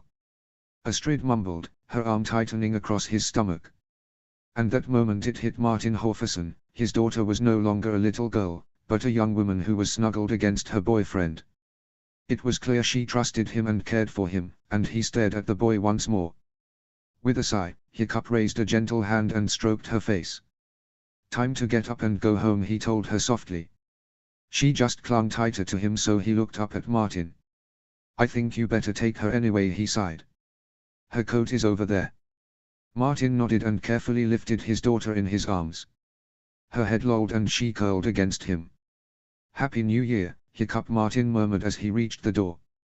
The boy forced a smile onto his face. And to you, sir, he said quietly. If you see a nurse, could you maybe send her this way? I need some more painkillers and I haven't been able to call her because Astrid was lying on me, so I couldn't teach the call button. Martin stared at him. Well, she looked so cute and she had gone to all the trouble to see me, so I couldn't really wake her. So you lay here in pain rather than wake her, Martin realized. He smiled. Of course I will, son, he promised as he left. The boy gritted his teeth in pain as he moved. He blinked as he stared at the door. No, I'm not, but I really wish I was. Oh. Hiccup was deemed fit to go home the day after New Year's Day when he had been cleared on crutches, but he found himself feeling uncharacteristically anxious when it was time to be collected. He was still concerned that Martin wouldn't want him home. Astrid had arrived in good time and eased some of the anxiety tightening Hiccup's chest. She had brought him a bag of clothes and a pair of Martin's walking socks to wear under the walking cast they had put on him. Self-consciously he had changed, dragging the loose jeans over the plaster but accepting her helping in getting the socks on. No point in all that surgery if you get frostbite, she had smirked as he hauled his jacket on and grabbed his crutches. Of course, and it's Burke, so it's, what, 10 below? At least, she said seriously as he stared at her. Then how? He asked as the door opened. Are we ready to go yet? Snotlout asked in a bored voice. I mean, how long does it take to get dressed? He's got a broken leg, Snot. Astrid snapped. It's not that easy. Yada yada. Of course it's that easy. Snotlout said, then winced as Cammy whacked his shoulder. Everything okay? She asked, adjusting her long cream scarf. It is now, Astrid said in relief. Astrid? Hiccup asked worriedly. It's okay, Snot is our lift, and Cammy's here to keep him in line. Astrid grinned. Nodding, the boy made his way into the corridor before a nurse came scampering up with a grin, some papers and a bottle of painkillers. You weren't thinking of sneaking out without saying goodbye, were you, Hiccup? She asked, her deep brown eyes warm. He shook his head and grinned. No, Nurse Bethany, he said cheerfully. I wouldn't dare. She threw a big hug round him. You take care of that leg, okay? I don't want to see you back with any problems with it. Her tone was stern. Yes, he replied cheekily, and she smiled. You're a good lad, she said. These your friends? Yes, Nurse Bethany, Cammy piped up. Well, take care of him. She handed his papers and mess over and they made their way down to Snotlout's SUV, but as they approached, a black head popped up over the dashboard and Hiccup's eyes widened in happiness and relief. Toothless, he exclaimed and accelerated round to the passenger door, pulling it open to see his dog sitting there, tongue lolling and tail wagging. The stump of his back leg was still bandaged, but the dog was just overjoyed to see his friend. Hiccup dropped his crutches and leaned forward, hugging the mutt. Missed you, but he murmured as the others arrived. "Well, Astrid said you'd have missed him," Snotlout mumbled awkwardly. "Thank you," Hiccup said, dragging himself into the seat with the dog perched on his lap. "Yeah, we've both got busted legs, but just that I've kept mine." Toothless barked as Astrid stowed the crutches in the trunk as the others got in. "If that dog wrecks my car," Snotlout began. "I'll repair it," Hiccup promised. The football player stared at him. "Oh, come on. Didn't Irette tell you I work in the garage?" Snotlout blinked and suddenly he grinned. "I may take you up on that." He smirked as pulled out onto the road. "Especially since I'm your ride from now on." Hiccup stared. "You can't ride the bus, let alone walk to the next stop," Astrid told him. "And in school, at least one of us will keep an eye on you," Cammy added. Hiccup stiffened. "What?" he asked, shocked. "Dager may be in jail but his gang are still in school and I doubt the teachers will be keeping a close eye out for you," Astrid told him seriously. "While you're on crutches and your leg is bad, you're vulnerable. So let us help." Hiccup glanced over at Snotlout who was carefully staring at the road. "You cool with this?" Hiccup asked the footballer. Snotlout paused. "You're Astrid's friend," he conceded. "And she likes you, so I gotta keep you safe, until she regains her sanity and realizes I'm the only one for, Oops, Cammy said, grinning, having just kicked the back of his seat. "What Snot is trying to say is yes, I am very happy you and Ast are together. But we are serious," Astrid said from behind Hiccup, her hand finding his shoulder. Automatically, his hand found hers. "Savage and the rest will be out for you. You really need to take care." "We need to take care." He sighed. No surprise there, he sighed. "I suppose it would be too much to expect to just be a normal student." Astrid squeezed his hand. "Babe, you're not normal," she sighed. "Nothing about this is normal. But I don't want you hurt anymore." Hiccup gave a wry humorless grin. "Nothing you can do will stop that," he said darkly, "because even if you stop Dager's gang, there's still Alvin. And he's never gonna let me go." Chapter 69, Into the Bear Pit. Chapter text. School started far too soon, and the more Hiccup pondered on Astrid's words, the more worried he got. Because there was no doubt she was right. So he had struggled to complete his homework and practice on his crutches because the first morning back after the break had him up early, showered and ready but almost unable to eat for anxiety. Ingrid had looked at him carefully, making sure he wasn't sickening for something, but he managed to down some toast to allay her worries. Astrid sped downstairs as Snotlout rang the doorbell and Hiccup got up. He looked pale and anxious, his bag slung across his body and crutches clamped firmly in his hands. She smiled and grabbed her toast, then pressed a quick kiss on his cheek. "It'll be fine," she reassured him as she adjusted his green scarf. "Wish I had your confidence," he muttered as they made their way to the car. Hiccup felt even worse because Snotlout was looking really serious. "Game face on," he said to Hiccup. "Now listen. You are to be with me or one of the guys at all times. At the worst, you must be with one of the girls. Do not get isolated from us, understand?" Hiccup glanced at him. This was the Snotlout he never saw, the captain of the team who was laying out his play. Okay, he replied. "What if I need to, you know?" Snotlout sighed. "Hope you're with one of the guys," he told the boy, and they drove in silence until they parked in front of the school. "Ready?" he asked Astrid, and she blinked in shock. "I should be asking you that," she apologized. "But you're going to be seen walking sort of near me in daylight," he reminded her. "Hey, you might even acknowledge I exist." She blushed. "Of course I will," she protested, but he gave her a small smile. "Wait until you get inside before you promise anything," he advised her as they clambered out. Snotlout nodded and they walked to the doors. "Here we go," Hiccup sighed and walked on. There was a noticeable lowering of the volume in the hallway as the class pest appeared on crutches, flanked by senior class president and the captain of the football team.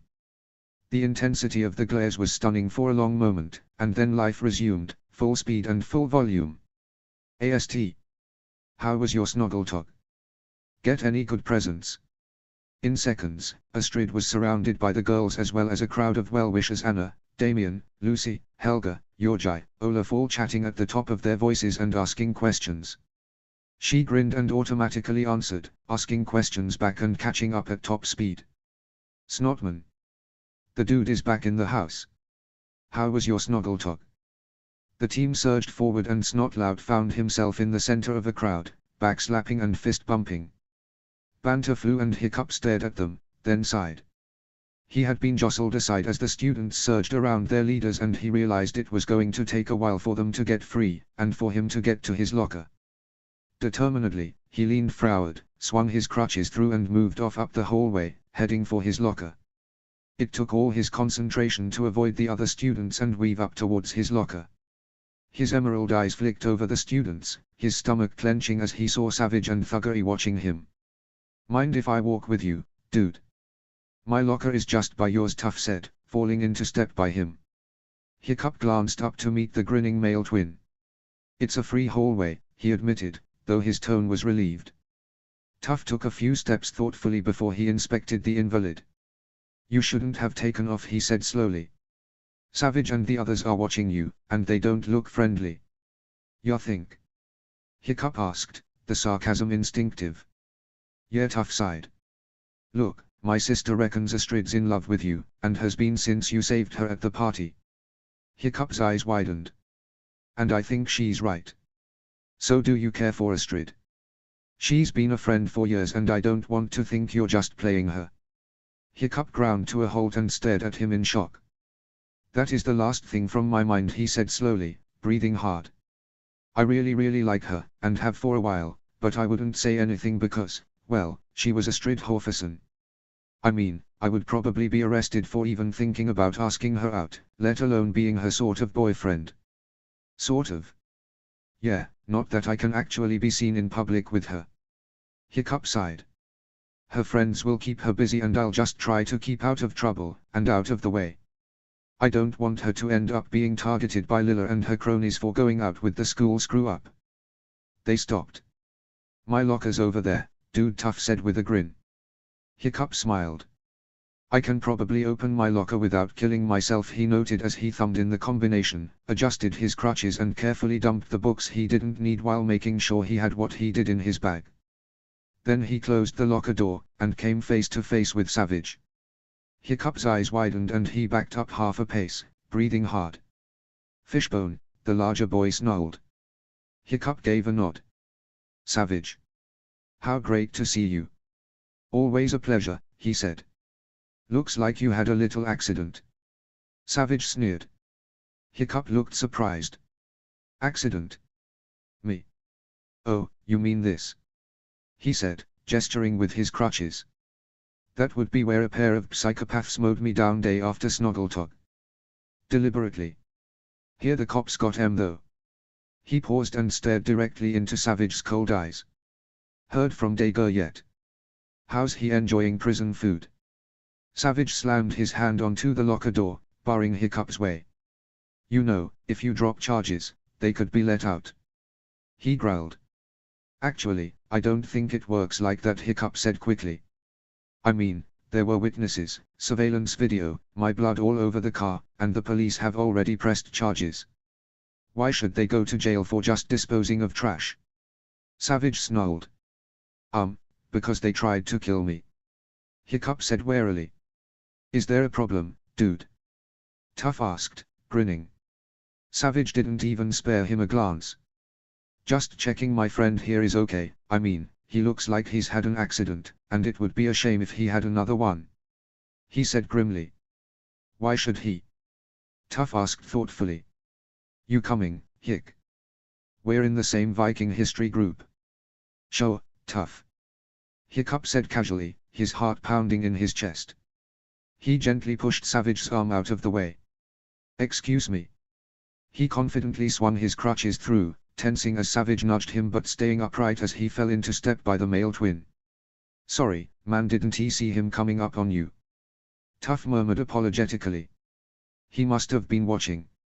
Hiccup nodded. Yeah, I think there's a lot of that around, he muttered as they reached the classroom as the bell rang. Casting a glance at the scowling Mr. Grimborn, Hiccup eased himself into his seat, rested his crutches against the desk and opened his book, fishing out his homework. Astrid slid in as the second bell rang, her eyes widening as she saw Hiccup already in place, and she blushed as she headed for her seat. He sighed and turned to his work. No matter what she said, being his friend wasn't that simple. He was escorted around all morning by Tough Fishlegs, who was rapidly developing into a friend as well, and Snotlout. Only Eret eyed him with distinct hostility, and Hiccup found himself really hoping that his safety didn't rely on the guy. Astrid was monopolized by her friends, and Hiccup was a little disappointed that she hadn't acknowledged him in the 3 classes they shared during the morning, but he could understand, she had other friends and he was asking an awful lot of her, to come out as his friend. He sighed. As long as he had her at home, he would endure the isolation and sneers of the rest of the student body, from freshmen to seniors. A few jokers jostled him and he discovered he could parry kicks quite effectively with his crutches, not that he wanted to have to do so regularly. He was aware of the eyes on him and was feeling more and more anxious, especially when the football team were all called for a meeting just before lunch. He glanced around and found himself suddenly bereft of all his escorts, and with a rather pressing problem. He even considered texting Astrid, but recalled she and the other cheerleaders were also in the meeting for the next match against the Lava Louts. He glanced around. The hallway was relatively quiet and his major problems Savage and Thuggery were all in the meeting, so he headed off for the bathroom, maneuvering into a cubicle simply because it was far easier to lean against the partitions. And then he heard the door open and the sounds of several sets of footsteps enter. "Okay, so you're sure he came in here?" Dog's Breath growled. There was a pause. "Yes," Savage said calmly. "The rest of the team are all at the meeting. So he's on his own." There was the sound of a nasty laugh and a fist smacking into a palm. "Good," Dog's Breath announced. "I think it's time we talked. Find him." Chapter 70, Got Him. Chapter text. Hiccup froze, almost not daring to breathe as the steps closed and he heard the doors of the cubicle slam open. He carefully grabbed one of his crutches and braced it between the bowl and the door as there was an impact on the unimpressive MDF that made the door. Got him. Dog's Breath was literally on the other side of the door. Desperately, Hiccup pulled out his phone and sent a group text to the others. "Nothing fancy. Help. Trapped bathroom by Science Labs. Dog and here. Are you comfortable in there?" Savage called. Hiccup leaned against the door, assessing his options and grateful they hadn't caught him literally with his pants down. Normally he was agile and reasonably fast, but here he was trapped and even if he could distract them, he was going nowhere. The doctors had warned him against much weight bearing on his ankle because the breaks had been so bad and his leg was already starting to ache from standing in the cubicle. "Just dandy," he said sarcastically. "Unless you want to send over some pillows, a TV and a soda. Come out, Fishbone, and we'll go easy on you." Thuggery called. Hiccup groaned. "You know, threatening someone really isn't the way to persuade them out," he called over. "Suggesting we talk rather than threatening violence will get you a much more positive response. You sarky little." Dog growled and slammed his weight against the door. The impact thudded through Hiccup and the boy grimaced. "You know me," he said lightly, "which kinda begs the question, guys. You do know me, so why are you hell-bent on attacking me when we've hung out for years?" "I think you know," Savage said snidely. "To offer your commiserations on my injury, the fact some lunatic tried to kill me." Hiccup asked sarcastically. "Oops, forgot. You're friends with the lunatic. You know what you can do," Savage suggested seductively. "Drop the charges and we'll say no more of it." "Except Dager and his brother tried to kill me and my dog," Hiccup said. "Sorry, but what exactly is going to stop them trying again?" "That was your dog? That skinny mutt?" Thuggery asked in shock. "Yeah, Toothless is a good friend, unlike some." Hiccup snicked at them. Come on, I'm buying as much time as I can, guys. I can't believe you're betraying us for a dog." Dog's Breath sneered. "Look who's talking." Hiccup snicked back. "That's it." Dog's Breath shouted and threw his weight against the door. It only held because it was braced by the crutch and Hiccup's not very impressive weight.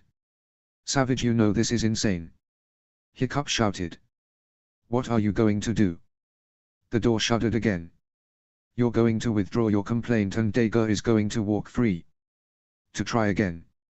And if you don't, well, this time we'll break both your legs. Maggots growled. He was a young man of few words, limited intelligence but a great delight in inflicting pain on others. Hiccup dropped his head and his hand tightened on his other crutch. Are you sure you can count to that many? He called. The door shuddered again as someone else threw themselves against it. But he was more concerned that he could hear people moving into the cubicles on either side and, as expected, heads popped over the partitions to the toilets on each side. Get him. Savage growled to Thuggery on the other side as someone threw themselves against the door as Thuggery hefted himself up and a leg appeared over the top of the partition. Hiccup grimaced as the leg moved closer, so he whacked it hard with his crutch. There was a bellow of pain as he swung the crutch up like a bat and toppled Thuggery back into his cubicle. There was a thud and a crash, along with a lot of cursing. Water began to seep under the partition. Oops. Hiccup murmured, but he had no time to celebrate as Savage tried to haul himself over. Hiccup swatted his crutch at him but Savage grabbed it and tried to pull it from his grasp. Desperate, Hiccup shoved the crutch straight at him and hit him in the face. There was cursing and he vanished behind the partition, but an arm appeared from under the partition, grabbing at his bad leg. Undaunted, Hiccup slammed his crutch onto the hand and was rewarded by a bellow. Then the door creaked and Hiccup could feel the material splintering behind him. The hinges were tearing themselves from their housing under the assault and he was seriously running out of time. His hands tightened on his crutch, gripping it like a baseball bat as the next impact had the door creaking and a split appearing down the middle. Offering a final prayer to Thor, he spun and scooted back as the final impact shattered the door, an arm raised to shield his face and crutch already raised as Dog lunged forward, to be cracked in the face with the end of the crutch. He bellowed as Hiccup backed up as far as he could swinging the crutch but Maggots grabbed it and tugged the boy forward, greedy hands grabbing his arm.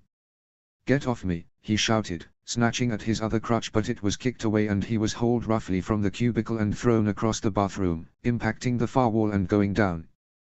Desperately, he curled round to protect his broken leg. As the door burst open and Snotlout, Fishlegs, Toughnut and Irette raced in. Get away from him! Snotlout shouted, clenching his fists. Dog's breath glared at him, his mouth curled in a sneer. He your boyfriend, Snotfis, he taunted. You went to so much trouble to get him must be yours. Snotlout retorted, causing the boy to grow puce with rage. Thuggery was groaning and clutching his back where he had landed on the toilet and smashed it and Savage was nursing a bruised hand and black eye. Maggots lunged at Hiccup but Fishlegs was quicker and shoved him back, an angry expression on his face. Irette backed him up as Snotlout glared at the others. Go. Now. Or what? Savage scoffed. You look the worst for wear, from the fishbone. Irette said smugly, casting the prone boy a sideways look. Hiccup managed a small shrug, breathing hard. You really want everyone to know he fought you off? Savage looked at the wall of football players protecting the boy and nodded to his friends. This isn't over, he snapped, and they left, leaving Hiccup to painfully drag himself to his feet. Tough grabbed his crutches and handed them back as he tried to calm his breathing. Thanks. He said in a shaky voice. Why the hell did you go off without one of us? Snotlout demanded angrily. Why the hell did all of you go off without me? Hiccup snapped back. A meeting for team and cheerleaders. That includes all of you, but I don't get an invite. So what am I supposed to do? Hide in a locker until one of you remembers me. Snotlout opened his mouth, and then closed it again. He face-palmed. Sorry. He mumbled. What was that? Did Snotlout actually apologize for messing up? Tough asked pointedly. Hey, you're just as guilty. And I'm not in charge. Tough reminded him. Yes, okay, rub it in, he groaned. Hiccup sighed. Thanks for coming, he said with a sigh. Can we get some lunch please, and I actually will need to go at some point, but kinda wanna leave here as soon as. And definitely before someone thinks we destroyed the place. Fishlegs noted, gesturing to the wrecked door, the smashed toilet, the water everywhere. I see your point, Hiccup said, heading for the exit and out into the hallway for the canteen. It was only when he was halfway down the corridor that he realized the others were all walking along with him. He glanced across. Guys, they may think you're actually with me, do you wanna call me some names or something? You actually fought them off? Tough asked him. Hiccup shrugged. Because that was really going so well for me. He said sarcastically. Hey, Thug and Savage looked the worse for wear and Dog looked like he's got a broken nose. Irette commented. Yeah, cheer me up some more, Hiccup said bitterly. Now every one of them wants to kick my ass, and they were already threatening to break both my legs. Snotlout stared at him. I really am sorry, he sighed. Come on, we'll work out how this thing goes properly over lunch. But as they reached the canteen, there was a noticeable drop in volume as Hiccup entered, flanked by the others, and Astrid was up in a second, her face filled with relief. Thank Thor you're safe, she murmured as she sped towards him, her eyes fixed on his face. I was so worried. He gave an awkward shrug. Well, you know me, can't do what anyone tells me. He said dryly as she arrived in front of him, and flung her arms around him. Astrid, are you feeling okay? I am now, I know you are safe, she said, staring into his anxious face with a little smile. And then she kissed him. Chapter 71, Image Cracked. Chapter text. Absolute silence fell over the canteen as Senior Class President Astrid Horferson kissed School Screw-Up and Pest Hiccup Haddock. Hiccup's emerald eyes widened for half a second before they fluttered closed and he kissed her back, a hand rising to gently cup her cheek before they broke apart. I think your secret may be out, he murmured as he opened his eyes to stare into her face. Secret be damned, she murmured. When my phone buzzed, when I saw the words, I was so worried. He fashioned a small, lopsided smile. No need, milady, I was just fine with my trusty crutches and the gang coming to my rescue in the nick of time. She shook her head. You don't understand, Hiccup, she said in a worried voice, her eyes shimmering with unshed tears. The moment I saw the words, it took me back, and I saw it all again, the thud, your scream, you lying so still on the snow. He sighed and stroked her face, leaning close to her. It's okay, he soothed her. I'm here. I'm alive, and hey, still got 2 feet as well. Bonus. She stared into his face. How can you joke? She asked him sharply. Because it's all I've got, he reminded her gently. No one cares if I'm coping or not, so just better pull my mask up and be Hiccup Haddock, the sarky bastard. Her fist met his shoulder but not hard because she was too concerned to put too much weight into the blow. He still winced but he gave a little smile anyway. Ah, you must feel better now. She sighed and nodded, then turned to face the silent canteen. Astrid, that's Hiccup Haddock. Anna pointed out. Astrid nodded. That is correct, she said evenly, walking Hiccup to a spare seat at her table. And you kissed him, Rayleigh squeaked. Really? Are you sure about that? Astrid asked her pointedly. I'm pretty sure you kissed Hiccup Haddock.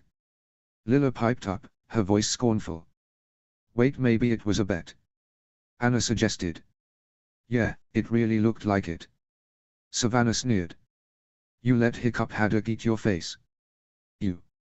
So Astrid, what are you doing with that, nobody? Lila sneered, rising and planting a hand on her hip. Astrid stared at her and folded her arms. You mean my boyfriend, she snapped. It was possible to hear a pin drop in the ensuing silence. A freshman belched and everyone glared at him. Boyfriend? Lila screeched. Hiccup frickin' Haddock. The most disruptive, rude, sneaky, sarcastic troublemaker in BH history. Why thank you, Lila. I'm grateful my talents are recognized, Hiccup commented pleasantly. Lila, Hiccup is a good guy and he is my friend, Astrid said firmly. He's nothing. Lila snapped hatefully. He's always in trouble and so damned stupid. Actually, my grades are higher than yours, Hiccup pointed out. You're cheerleader and class president. Savannah snapped. How can you betray all of that? Did I miss a line in the job description? Astrid asked her pointedly. But you are popular and pretty, so you have to go out with a footballer player or an athlete. Lila said in an outraged voice. And Hiccup isn't that, he isn't smart, he's clearly not rich, he's not a nerd, he's not cool, he's really below notice, Rayleigh added. So why are you with him, Astrid? Lilla asked cruelly. Has he? Another word and you're dead. Astrid snarled, rising to her feet. He hasn't touched me. You kissed him. Savannah sneered. Is he blackmailing you? And that's always the question. Hiccup sighed. No, she snapped. Look, Hiccup helped me with my schoolwork and well, I got to know him. Oh gods! Lilla exclaimed, her lip curling in disgust. Actually spending time on schoolwork, with Hiccup Haddock. That's why I have a straighter average and Pond Slime has higher grades than you, Lilla Astrid commented in exasperation. And as I got to know him, I realized he wasn't the bad guy we thought he was. Adios reputation, Hiccup mumbled as Tough dumped a plate of hot dog, corn and fries in front of him with a can of cola. The rest of the guys filled the seats on the table by Hiccup and Astrid. And he was great company, so we became friends. Astrid admitted. But, he's Hiccup Haddock. Savannah protested. He's not an entirely separate species. Astrid snapped angrily. Stop saying his name like that. I dunno, maybe being the lesser spotted, well, lesser freckled Hiccup Haddock may gain me some kudos, or a host of naturalists camped outside my bedroom. Hiccup commented dryly. Astrid lightly swatted his shoulder. That's for being a smart ace, she told him. Ow. He whined dramatically. Run down by car here. Poor injured invalid. Your leg has more metalwork than the Brooklyn Bridge, she told him. It's doing fine. See what I have to put up with. Hiccup appealed to the guys and Fishlegs grinned. Is no one bothered by this? Lilla shouted. He's always in detention. He's literally nothing. He's about 1/4 of an inch from expulsion. And he's going out with the class president. And who does that harm, Lilla? Olaf asked thoughtfully, his gaze flicking back to the pair. To his eye, they both looked happy and relaxed, bantering gently and rather sweetly. Hiccup had been a pariah, and probably still was, but to someone who wasn't at the absolute pinnacle of the social heap, seeing him go out with such an exalted student gave the rest of the student body some hope. And Olaf liked Astrid, especially when she was being genuine and natural, not acting like the queen bee that she was supposed to. Everyone. Lilla snapped. It's disgusting. Snot, you have to back me up on this. I mean, aren't you upset as captain that she isn't going out with you? Snotlout munched his mouth full of burger and frowned. Kinda confused cause I thought I was going out with you, he commented carelessly through a spray of crumbs, but actually no, I mean, Astrid is my friend and we've hung out for years and years, and though I have chased her for years, I can see she is happy and he seems okay. Odin be praised for that ringing endorsement. Hiccup announced, raising his hands in the air. Not helping. Astrid hissed. He winked. Irette sweetie, surely you think this absolutely obscene. Savannah whined. The big football player thought about it carefully. He didn't really like Hiccup, but he understood the boy's right to have a friend and go out with someone who reciprocated the attraction. I don't see how it's your business, Save, he commented lightly. How does it hurt you? Because to be a leader, a role model, you have to be beautiful, on trend and going out with the right people. Lilla snapped. How can Astrid be our leader if she's dating a loser? Or maybe she is being a role model by going out with someone she likes, rather than someone she doesn't, in that way, just because it's expected. Cammy told her shortly. Right, Snot. The football captain nodded. Actually, she makes a good point, he told Lilla, and the girl rose to her feet with a scream. Ah! You are so dumped, Snotlout Jorgensen. How dare you back that skanky loser-loving cow over me, she shouted at him. Hey babe, I am captain of the football team, why should I worry, he asked her bluntly. Don't need you to be cool, but I think you need me. There are other football players. Lilla hissed, her eyes flicking to the far side of the canteen, and the shapes of Savage and Thuggery. And that is gonna be awkward as well, Fishlegs muttered loudly enough for the guys to hear. I'm sure my broken heart will mend, maybe by next class, babe. Snotlout shrugged and turned back to his burger. What about you, Irette? Are you backing this, cow-loving skink? Savannah asked in a huffy voice, fluffing her hair. Hiccup leaned forward and looked at Fishlegs. Do you think she knows what a skink is? He asked, and Fishlegs started to chuckle. Look, you told me Savannah misspelled her own name on her account, he whispered back. What do you think? What can I say? Irette said with a shrug. Not your business who she goes out with, is it? Why are you upset? You're dumped, she shouted and stormed off after Lila, who was already heading for the door.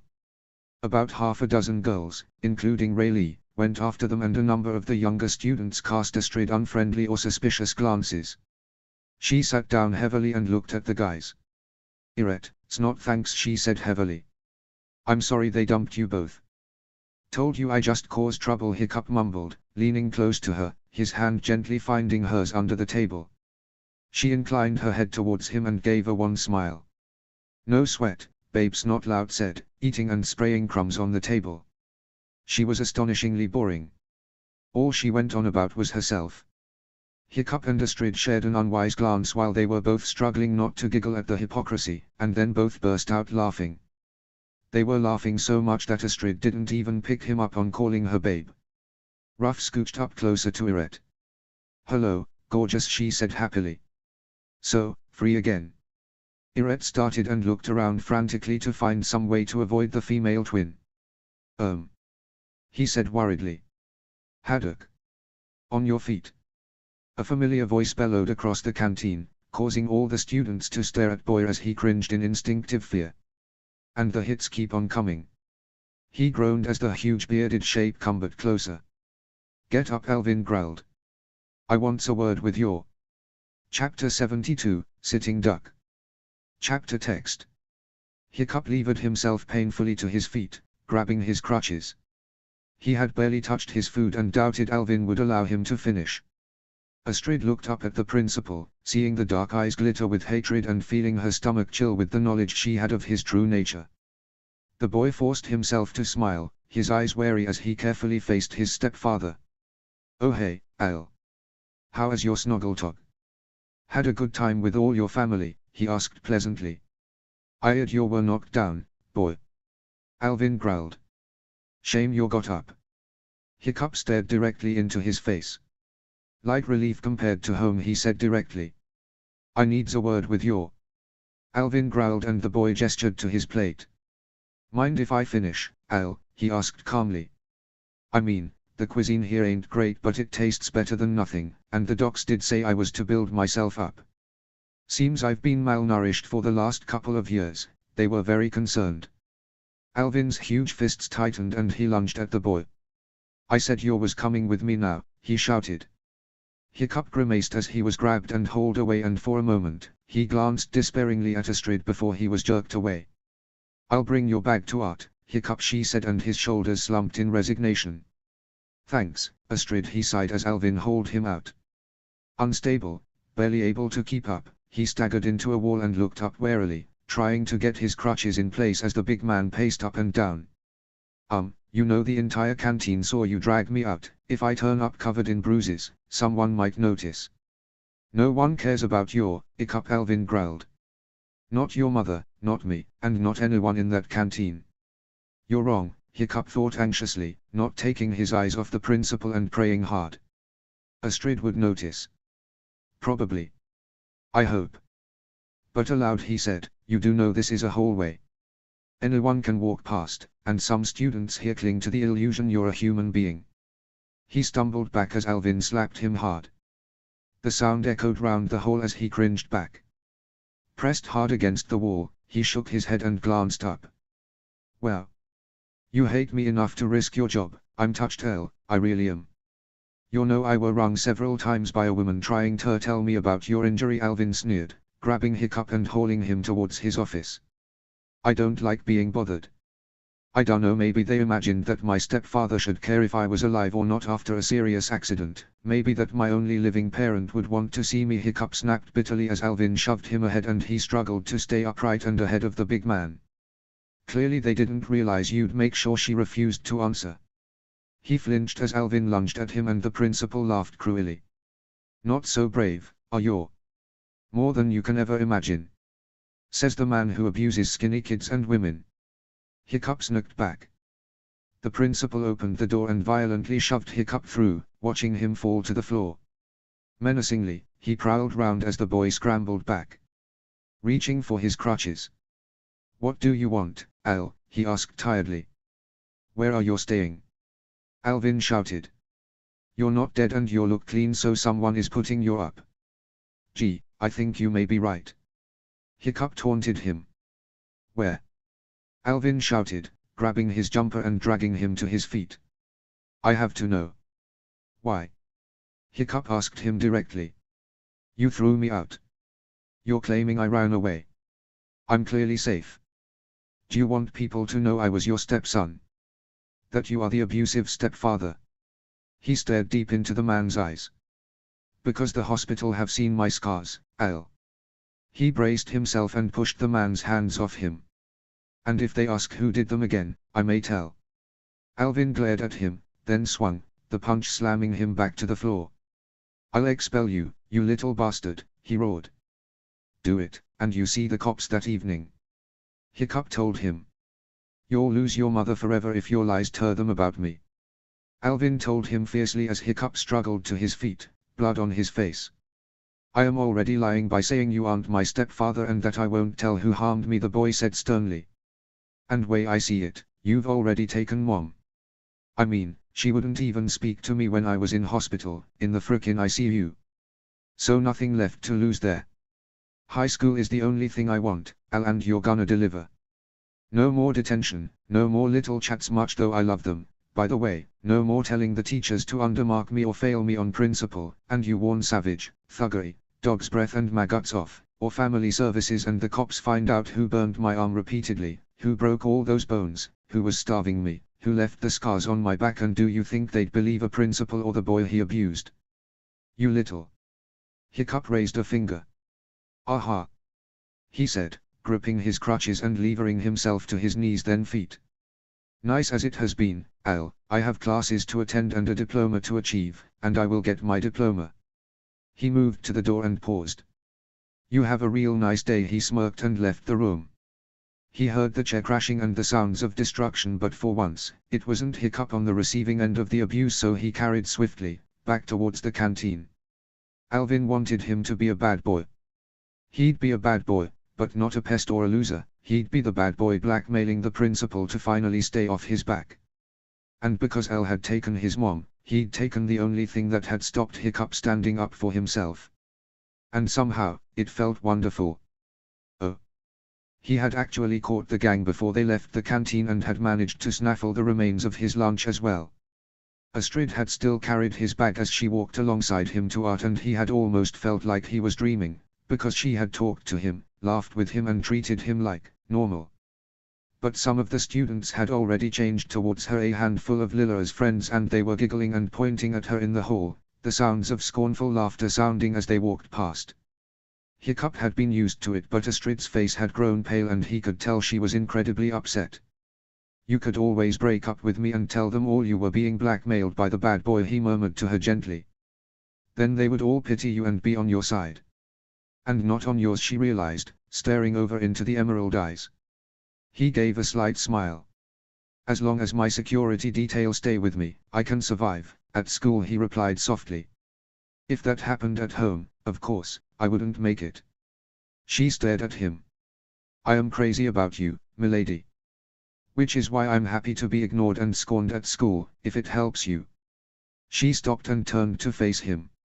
"Hiccup, that isn't going to happen," she reassured him and pecked a very quick kiss on his cheek. She didn't mention the split lip and bruised cheek from his encounter with the principal, but she felt anxiety. By going public, she worried she would become a target for the man. Art went well with their project progressing well. As Hiccup had planned, Astrid handled the research and narrative elements of their topic while Hiccup concentrated on reimagining their work of art. It was a test of his artistic abilities, especially since Astrid had insisted their subject was the most famous artwork in the world, La Gioconda, the Mona Lisa. Hiccup smiled quietly to himself as he sketched the girl sitting with a patient smile on her lips. He still couldn't believe that he was planning to paint Astrid Horferson as the Mona Lisa.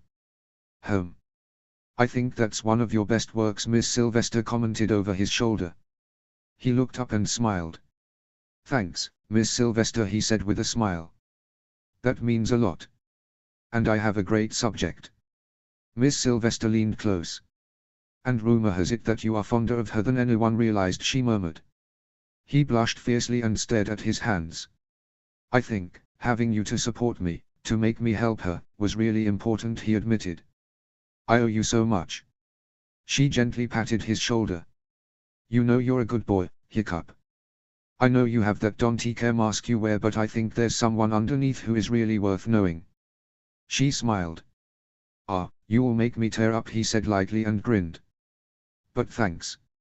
She nodded and moved on to the next pair as Astrid frowned slightly. Everything okay, she called. Hiccup nodded.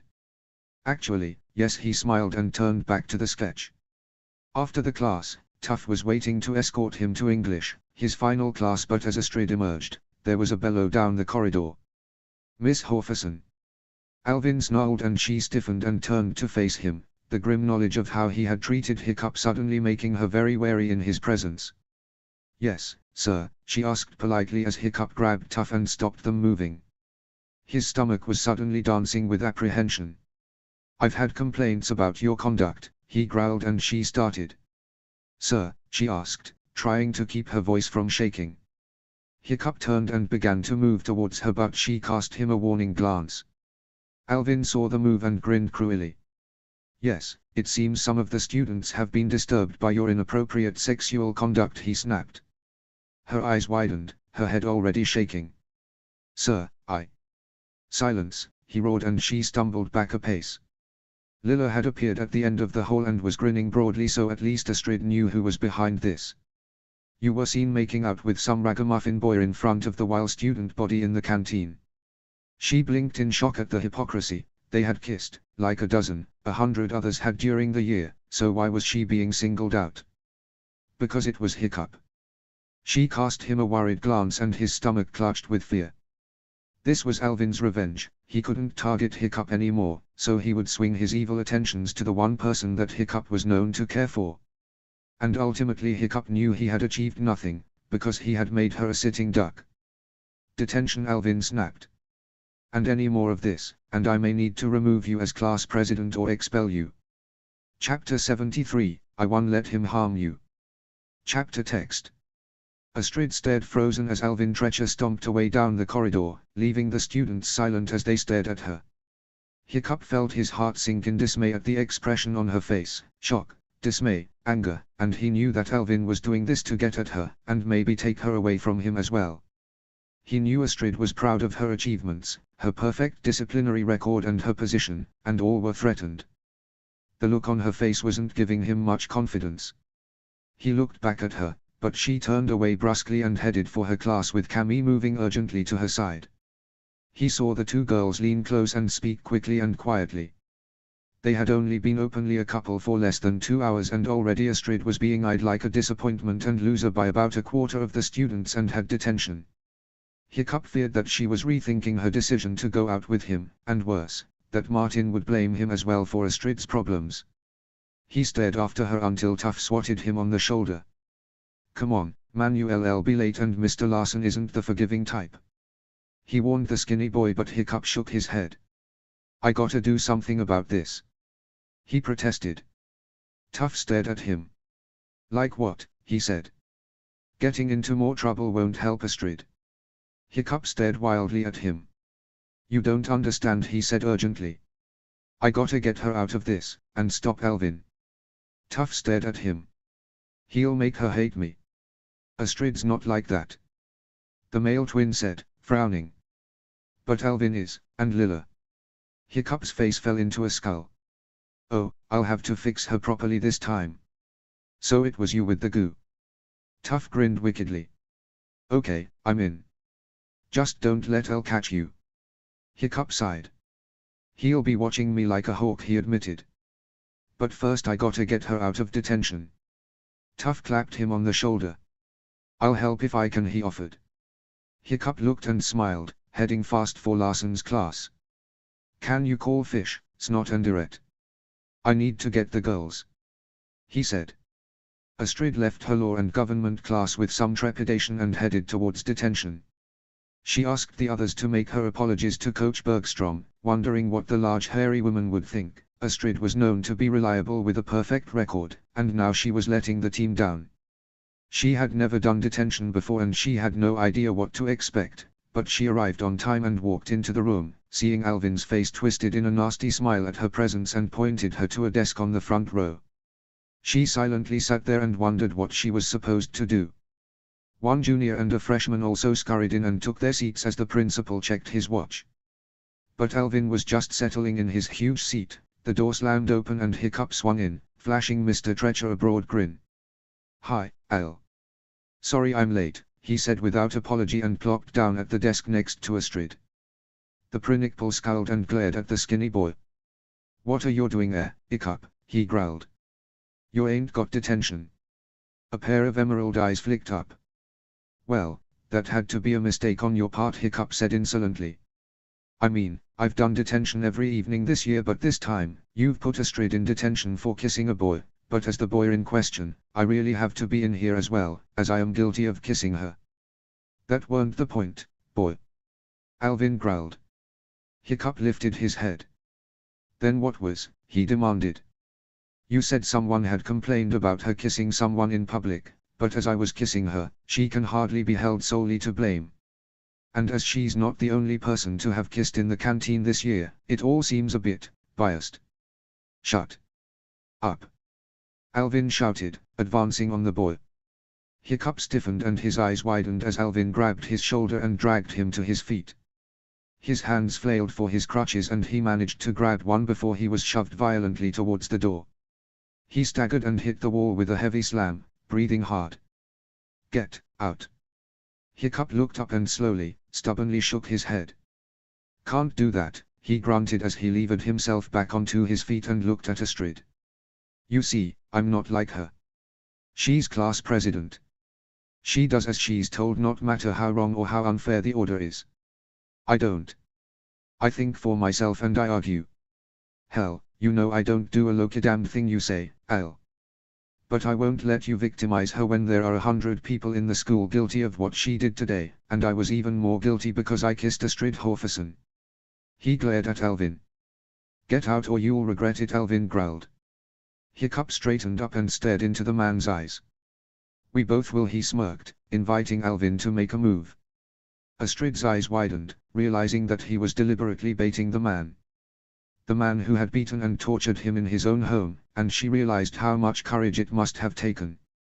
Hiccup forced himself to limp unsteadily past Alvin to stubbornly sit by the desk.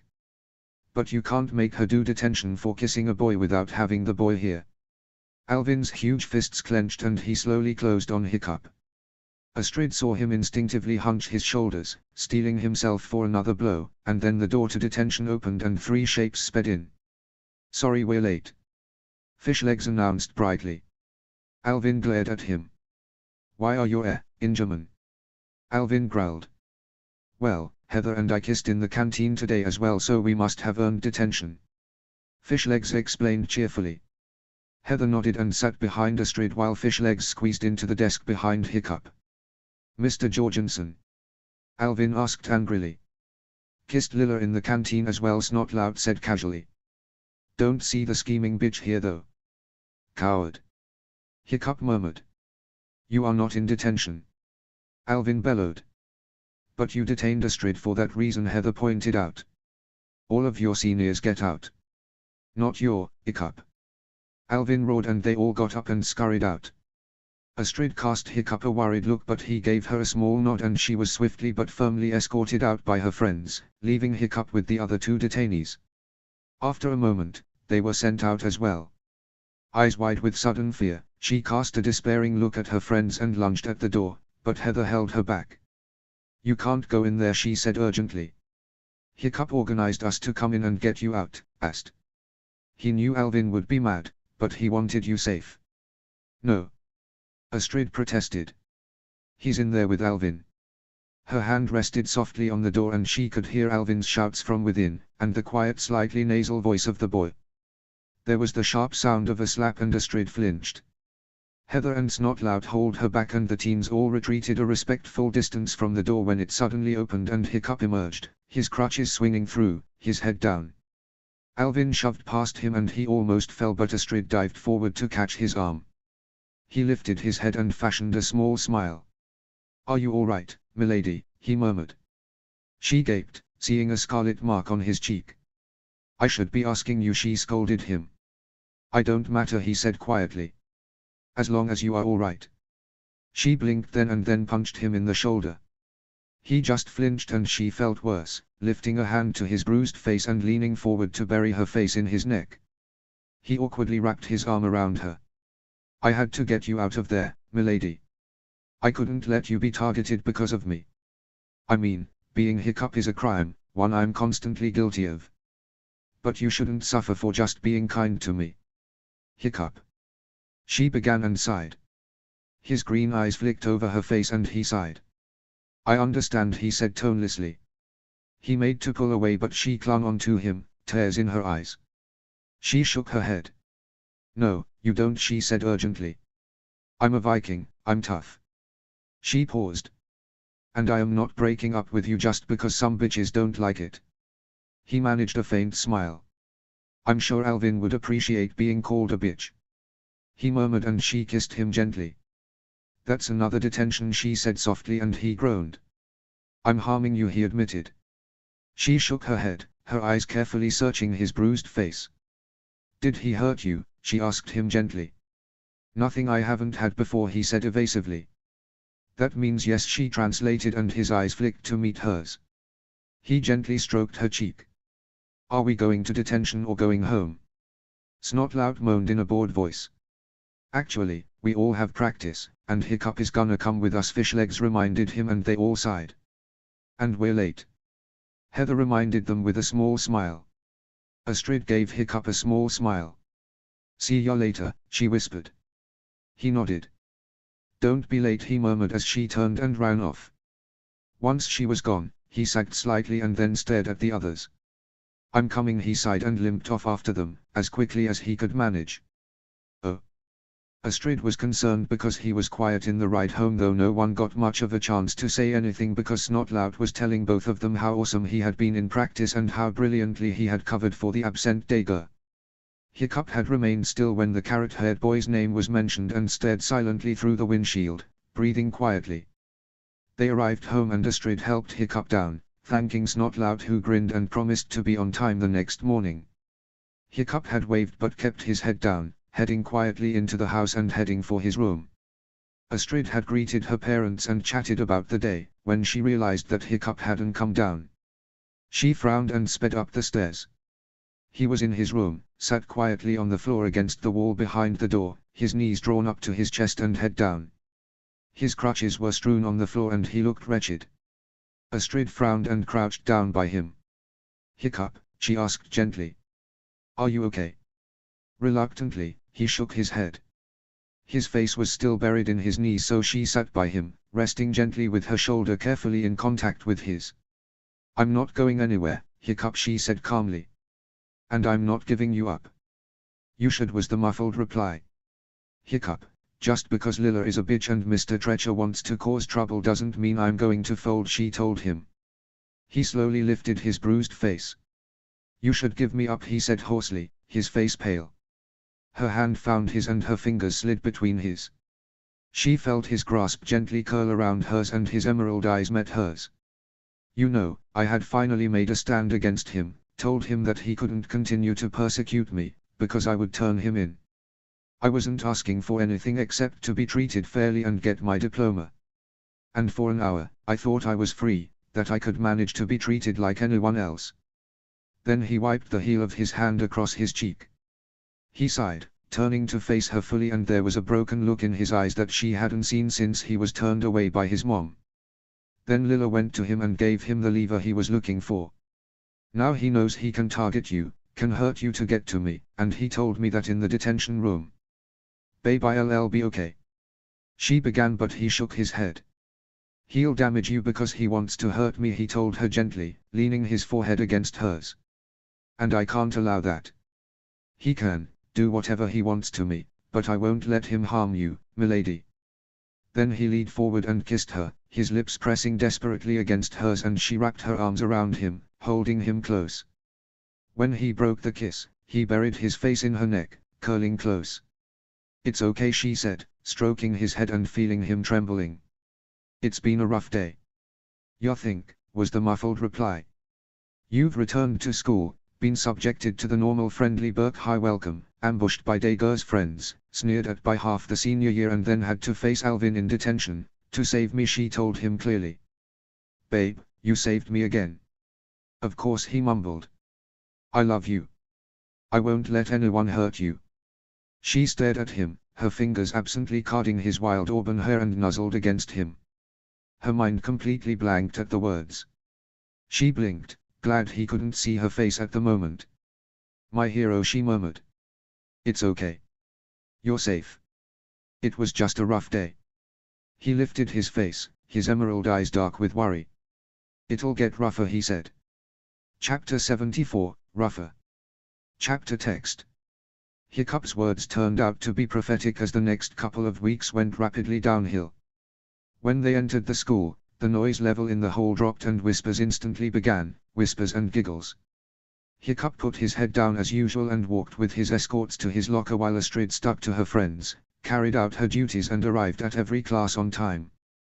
By mutual agreement, there were no overt signs of affection, which led Rayleigh to start a rumor that Astrid had dumped him. Even Hiccup supergluing Lilla's locker closed with all her possessions inside did little to lighten the mood. Savage and Thuggery were watching Hiccup like hawks, always present whenever he went to the bathroom or was moving around with just a female escort. He was getting very agile with his crutches and Astrid was working him like a demon with his physical therapy exercises. Because his leg was pinned not merely plastered, he had some simple exercises to keep the muscles strong and she was determined that he would do them religiously. But Astrid's grades were down and she was sure it wasn't because the standard of her work had dropped. In classes where there was no interpretation involved, her grades were as they were. Vocabulary tests and pass-forward/fail assignments were much the same. But she was convinced that she was being marked down and she found A and B and were becoming far more common than her usual A. She knew she was working as well as ever but she feared her father would blame Hiccup for the deterioration in her results. So she and Hiccup hatched a plot. They both did their math homework separately and Astrid sealed her answers in an envelope, but then she copied, symbol by symbol, Hiccup's homework and handed it in. The results, she scored 10% less than he did for exactly the same work. And there was only one person who could be to blame. Hiccup was chewed up with guilt, suggesting he should go and surrender to Alvin in exchange for leaving her alone, but she had rubbished the suggestion, sitting quietly by him in the canteen, her hand twined under the table with his. The others couldn't do much, though the girls had stood fiercely by Astrid, rubbishing anyone who thought she had gone soft or let anyone down by befriending the outcast of the year. The team also stood by her, though it was made more awkward when Lilla took up with Thuggery and Savannah, not to be outdone, started going out with Savage. For Hiccup, it was another complication as two groups of people who really disliked him had now joined forces. After 2.5 weeks, where Astrid's final grade was dipping towards AB, Hiccup decided he'd had enough and after school, he firmly grasped Astrid's hand and led her to see her father in his study. Martin Horferson worked from home sometimes and Hiccup politely knocked the door and entered when bidden, dragging a resisting Astrid with him. She scowled at him, warning the boy that she didn't want her troubles discussed with her parents because they were her troubles, but Hiccup knew Alvin Treacher better. He sat down carefully and Astrid perched on the arm of his chair as they faced Martin. The man inspected them closely, reading their grave expressions. "Is she pregnant?" he asked directly. Both teens blushed scarlet and Hiccup shook his head desperately. "And no, sir," he gabbled urgently, seeing the protective light in the man's eyes.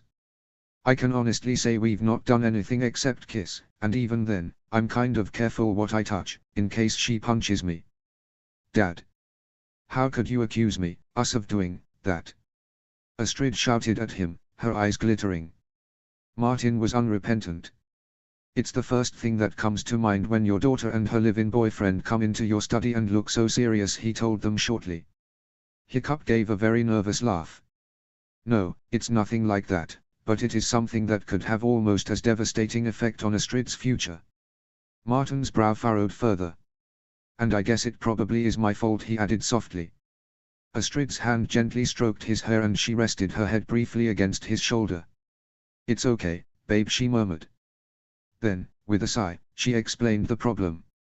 Martin sat down and listened, asking a few questions and making notes on his jotter. Finally, Astrid and Hiccup handed over their math workbooks and the man carefully compared the exactly similar equations, and frowning at the stark difference in their marks. She handed over the sealed envelope. "Here's my actual homework," she said. "To prove I actually did it myself before we conducted the experiment." "Can I keep these?" Martin asked. "Until Friday, when Mildew will want to hand out more homework," Hiccup murmured. "And you're sure this isn't just a deterioration in your standards because of?" Martin asked his daughter, casting a meaningful look at Hiccup. The boy sighed, his bony shoulders slumping, but Astrid was fierce in her defense. "Dad, I work as hard now as I did before, and he's been here since October with all his problems, and my standards haven't altered," she retorted. "In fact, he has specifically told me that I need to protect my grades because success will give me options for the future. He's not the problem, Alvin is. He promised that he would target Astrid because she means something to me," Hiccup said wretchedly. "When he gave her detention for giving me a kiss, as 100 other students do." "How many people have kissed you?" Astrid asked him teasingly. He blushed. "That didn't come out right," he mumbled, "but in total in my whole life, 3. Mom, Dad, and you. And only one of those is alive or actually acknowledges I exist anymore." He sighed. "No. Hundreds of students have the odd small kiss at school over the years, but when Astrid was put in detention, I went along as the boy she kissed, and then her friends came along claiming to be guilty of the same crime. Al threw them all out, all but me, so he could tell me he was going to ruin Astrid because I cared for her." "He hurt you as well," Astrid pointed out. "A couple of slaps and punches," he admitted wearily. "Nothing I haven't had before." "At school?" Martin asked directly, his voice grim. Hiccup started, then nodded. "Yeah, he's beaten me at school," he admitted quietly. "Because he knew my parents would never complain." Martin rose and beckoned his daughter over, giving her a hug. "Don't worry," he murmured. "I will sort this out." Then he paused and pulled Hiccup to his feet, staring at the skinny young man, then hugging him. "I don't blame you," he reassured the boy. "I know you want to protect her. So do I. I will fix this." Oh. 2 days later, Hiccup arrived in the canteen at lunchtime to find Astrid distressed and being comforted by Heather and Ruff. He sat opposite her and looked in confusion at Fish Legs.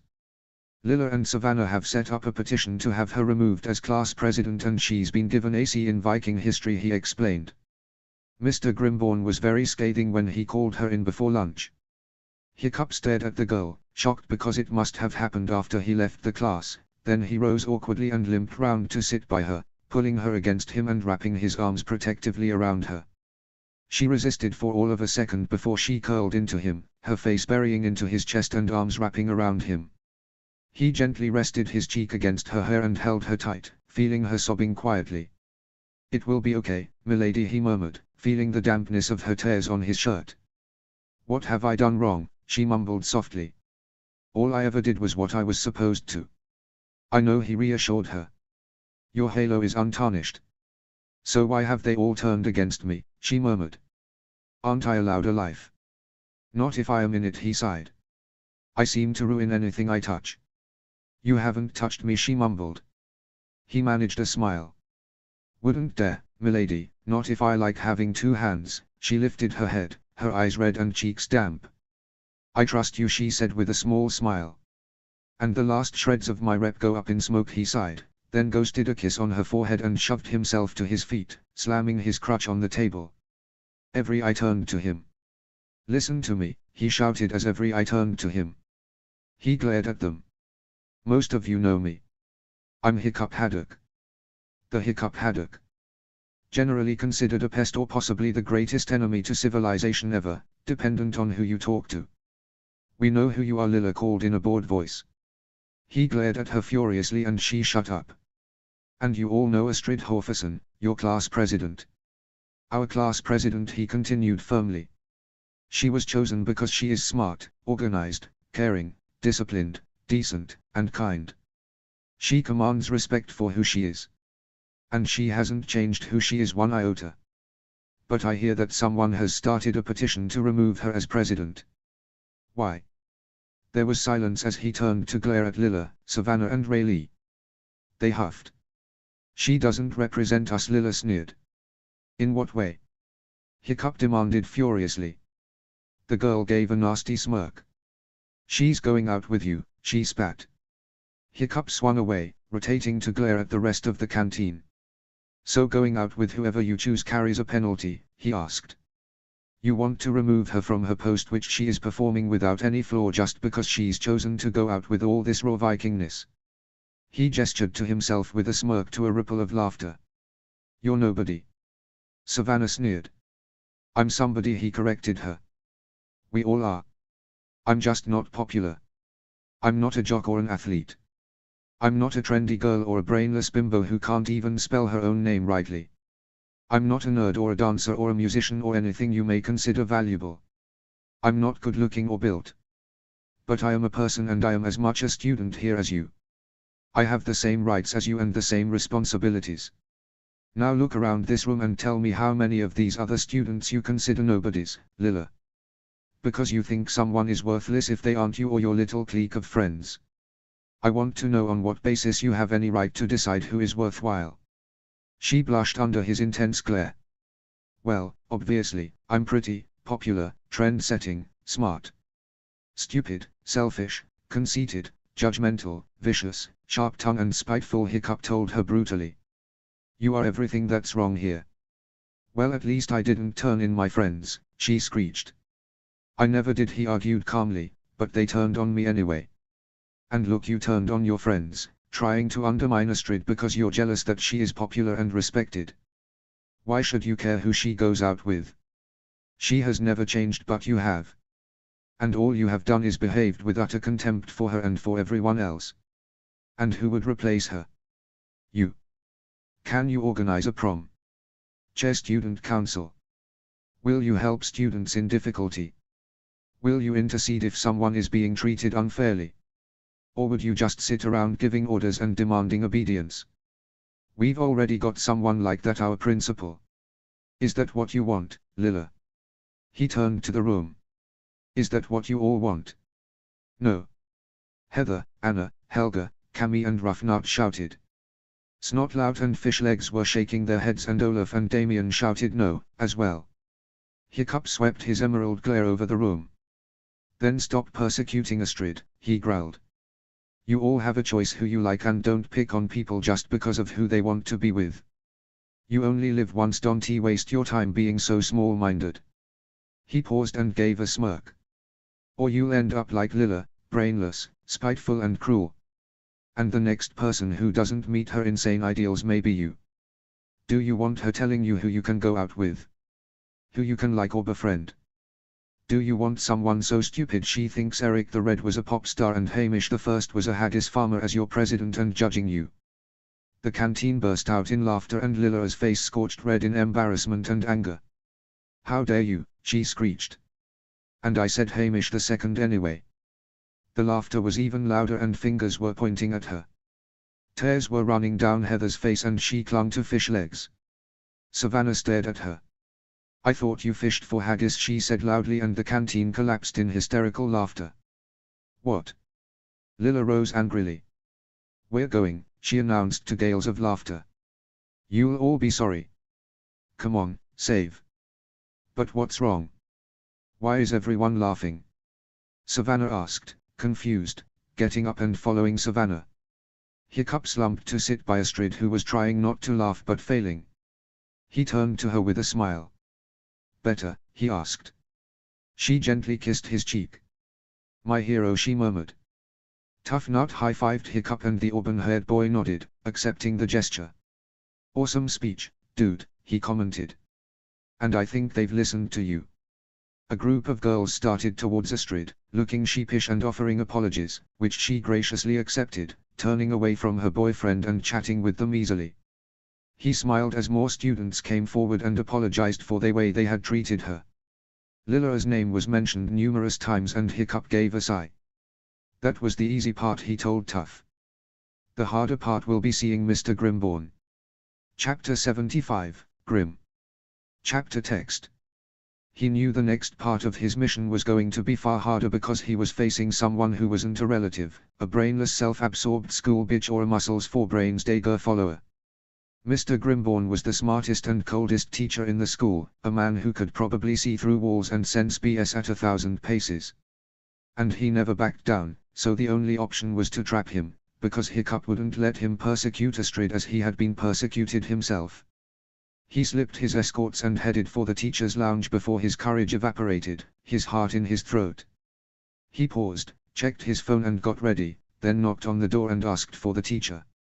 Mr. Grimborn slowly emerged, his cold brown eyes assessing the wary shape facing him. "Why are you here, Haddock?" he asked smoothly. Hiccup faced him seriously and swallowed. "I want to talk about Astrid Horferson," he said.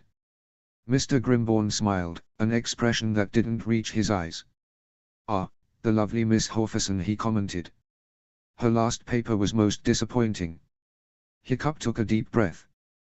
"We both know it was much better than mine, and I got a B+," Hiccup told him seriously. "Why was her paper marked down?" "I'm impressed," Mr. Grimborn said, his tone hardening. "I wasn't aware you also had a degree in Middle Viking history." "Congratulations," Hiccup replied too quickly. "I've done enough to know that work deserved more than a bare pass." "And yet AC is all she gets, or is going to get," the teacher told him coolly. Hiccup stared at him in shock. "You mean you're going to mark her down, no matter how excellent her work is, because Alvin wants to get back at me?" Hiccup asked, his heart sinking. Mr. Grimborn's cold eyes narrowed. "I can't think why he would bother," he said. "You are just a troublemaker. Maybe you could behave like a professional and mark the work submitted, not what Alvin tells you to do." Hiccup said wearily. "He's in charge, and if Miss Horferson is so stupid as to throw her lot in with you, then she deserves to be treated like the fool she is," he snapped. Hiccup stared at him. "Reconsider," he said softly. "She doesn't deserve this. You know, I'll decide what mark she gets." "But you don't. Alvin does." Hiccup snapped. "He's in charge, not you." Grimborn growled. "And I'll do what he tells me to. So your little friend can kiss her grades goodbye, no matter how much you whine." "You know this won't go away," Hiccup said. "She actually had people who care for her and will fight for her. Unlike you, I think, Mr. Haddock," the teacher sneered. "I doubt anyone cares enough about you to intercede." Hiccup flinched. "You may be surprised," he murmured. "I doubt it, since Mr. Treacher had told me everything." Grimborn sneered. Hiccup backed up. "You worthless little ragamuffin. You should have starved on the streets, but someone took you in. You were insubordinate to your stepfather, but I won't tolerate this insubordination. You are expelled from my class." "This is wrong," Hiccup replied, his voice toneless. "Well, who can you appeal to? Your stepfather wants you and your girlfriend to suffer, so no one is going to listen." He paused and turned back to the door. "And tell Miss Horferson now she's expelled as well." "No," Hiccup blurted out. "You can't do that. She's done nothing wrong. Please, punish me all you want, she doesn't even know I'm here, but please don't expel her from your class." There was a pause and Mr. Grimborn turned back with a triumphant half smile. "Well then, this is your fault for interfering," he sneered. "I'll leave you to explain that you're the reason she's been kicked out of my class. Now, I must be going, I have classes." And the door slammed behind him. Hiccup stared, almost unable to breathe for anger and hatred and utter despair. All he had done was harm Astrid, and she would rightly blame him for what had happened. How could he fix this? Who could help him? Fishbone. His blood ran cold and he slowly turned to see Savage, Dog's Breath, Thuggery and Maggots behind him. He had slipped his escorts to see Mr. Grimborn and now he was isolated. He backed up a step. "Hey, guys," he said with forced brightness. "Dog, that nose is healing up great. Savage, the eye's gone down good, and Thuggery." A fist crunched into his middle and he almost fell, but Savage and Maggots grabbed his arms while the others took his crutches. "This time you aren't getting away," Thuggery said menacingly. "We've got somewhere where we won't be disturbed, and we can have that chat." Helpless, knowing he was alone and that he could scream blue murder without a single teacher coming to help him. Hiccup struggled without hope. "Guys, please, you don't have to do this," he begged. Thuggery gave a nasty smile. "Oh, but I think we do," he smirked as they dragged him away. "Oh." The door slammed, the turn of the key, a quieter sound followed by the muffled echo of steps as they left the room.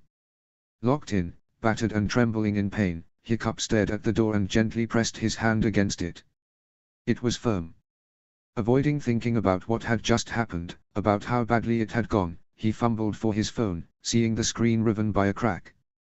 "Thor, just for once, please help," he muttered and gently unlocked the phone. The screen lit and he gave a shuddering sigh of relief. He switched off the voice note and stared at it for a long moment, then sent it to Astrid, Fishlegs, and Martin. His hand was trembling with pain as he hit send. Then he switched to messaging. "They got me. Locked in maintenance closet, 2nd floor. Help." He stared at the words for a long moment until the screen dimmed and then his thumb hit send. They would all get the notification, but they had classes. He had no idea if anyone would come.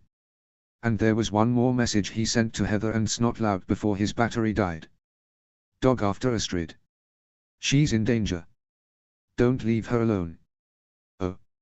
Astrid was in study hall when her phone vibrated and she smiled, seeing a message from Hiccup. There was a voice note attachment and she slipped her earbuds in and clicked play. She froze as she heard Hiccup's encounter with Mr. Grimborn and the disastrous outcome. Her lips lifted in a smile as she heard his plea and she sighed at the rejection, knowing her father would fight for her rights and get the ban overturned. But then she froze as she heard him ambushed, heard the blow and him being dragged away, and then she was frozen and unable to stop herself as she listened to the rest. Unable to move, unable to switch it off, she heard everything: blows, kicks, punches, threats, and screams. She stared blankly forward, tears sliding down her cheeks until the memo finally ended. She stared down, looking at the puddle of tears pooled by the phone, and then gently pulled her earbuds out. She swiped her face dry and grabbed the phone, texting Heather as she threw her books into her bag. "Hiccup in trouble. Meet me 2nd floor." She rose and dashed from the room, heading for the stairs, but Heather and Snotlout met her on the way and stopped her, dragging her beside the lockers and restraining her until the others could arrive. "Let me go. He's in trouble," she hissed. "I know," Snotlout told her sternly, "but he warned us as well." "They're after you, Astrid." "I heard," she said angrily. "I heard everything that happened. We have to rescue him." "I'm coming," she said determinedly. "Oh no, you're not," Snotlout said flatly. "He's hurt," she argued desperately. "And you getting hurt won't help," Fishlegs told her, arriving. "I'm going," she insisted. Snotlout paused and looked round the others. "Astrid, you're with me," he said decisively. "Heather, you're with Fishlegs. Ruff, try to keep tough in line, can you? And Cammy, go with Irette." "Ah, can't I?" "No, Ruff," Snotlout said with a sigh. "Come on and stick together." Without a word, they all sped up the stairs in search of their friend.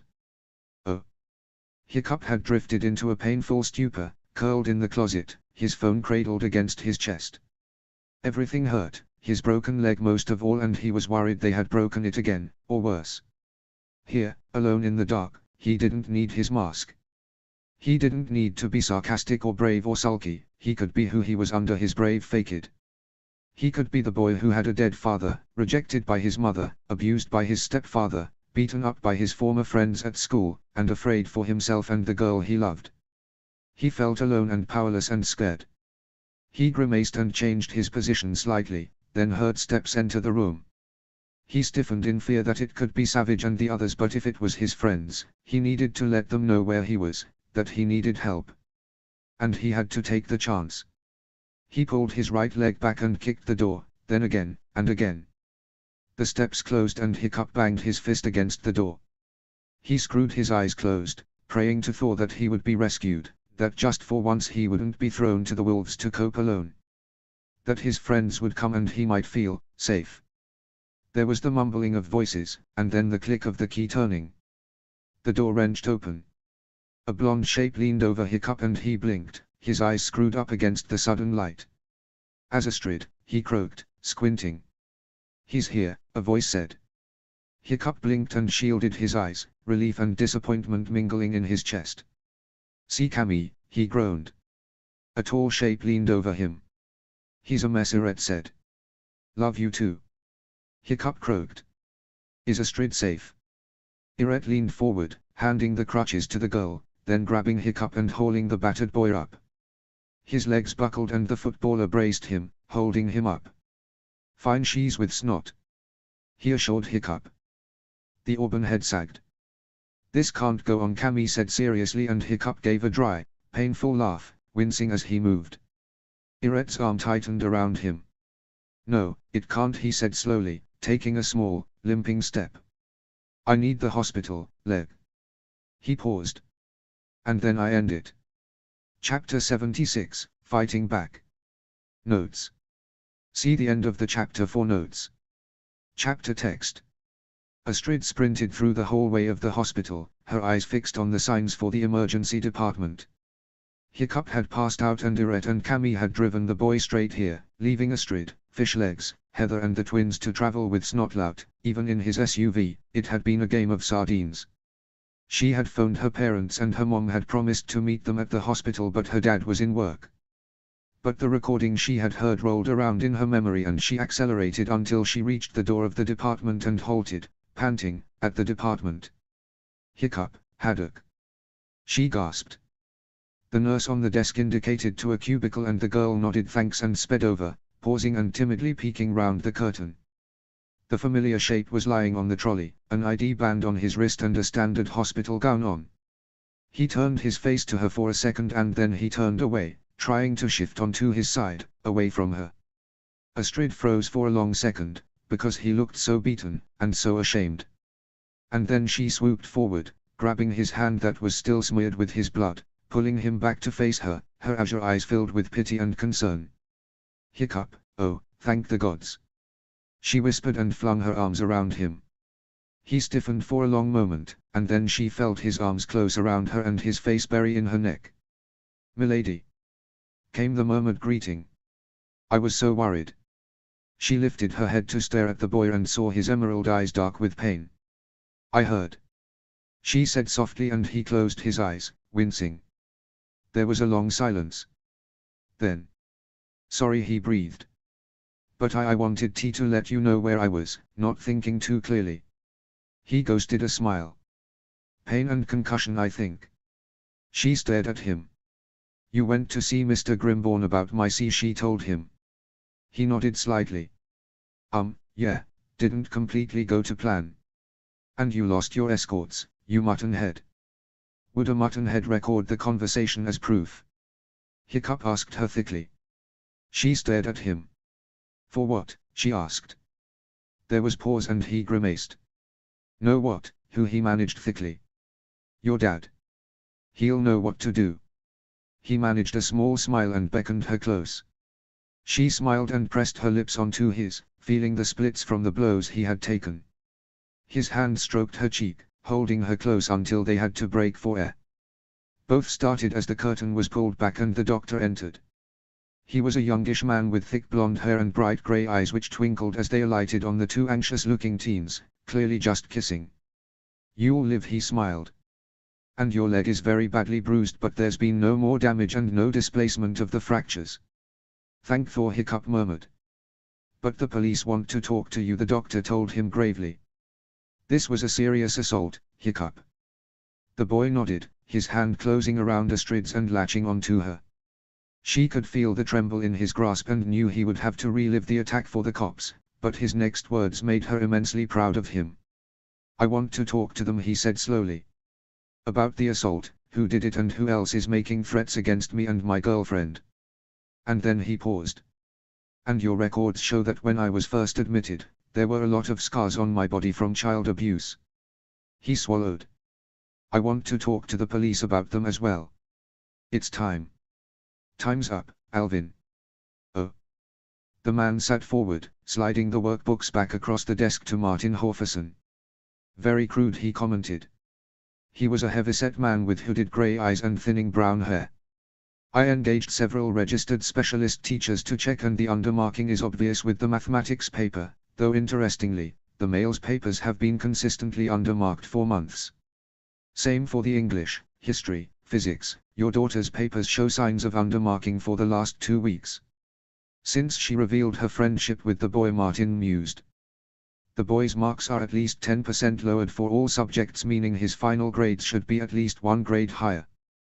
This is deliberate, but I would need other students' books for comparison. He sighed. They may just be a really tight bunch of markers. And your instincts? Martin asked. They were fair to your daughter until after Snoggletog, and the marks were as expected, the man said. But your daughter is extremely intelligent and her work is exceptional. I would really need more work for comparison. I'll have Astrid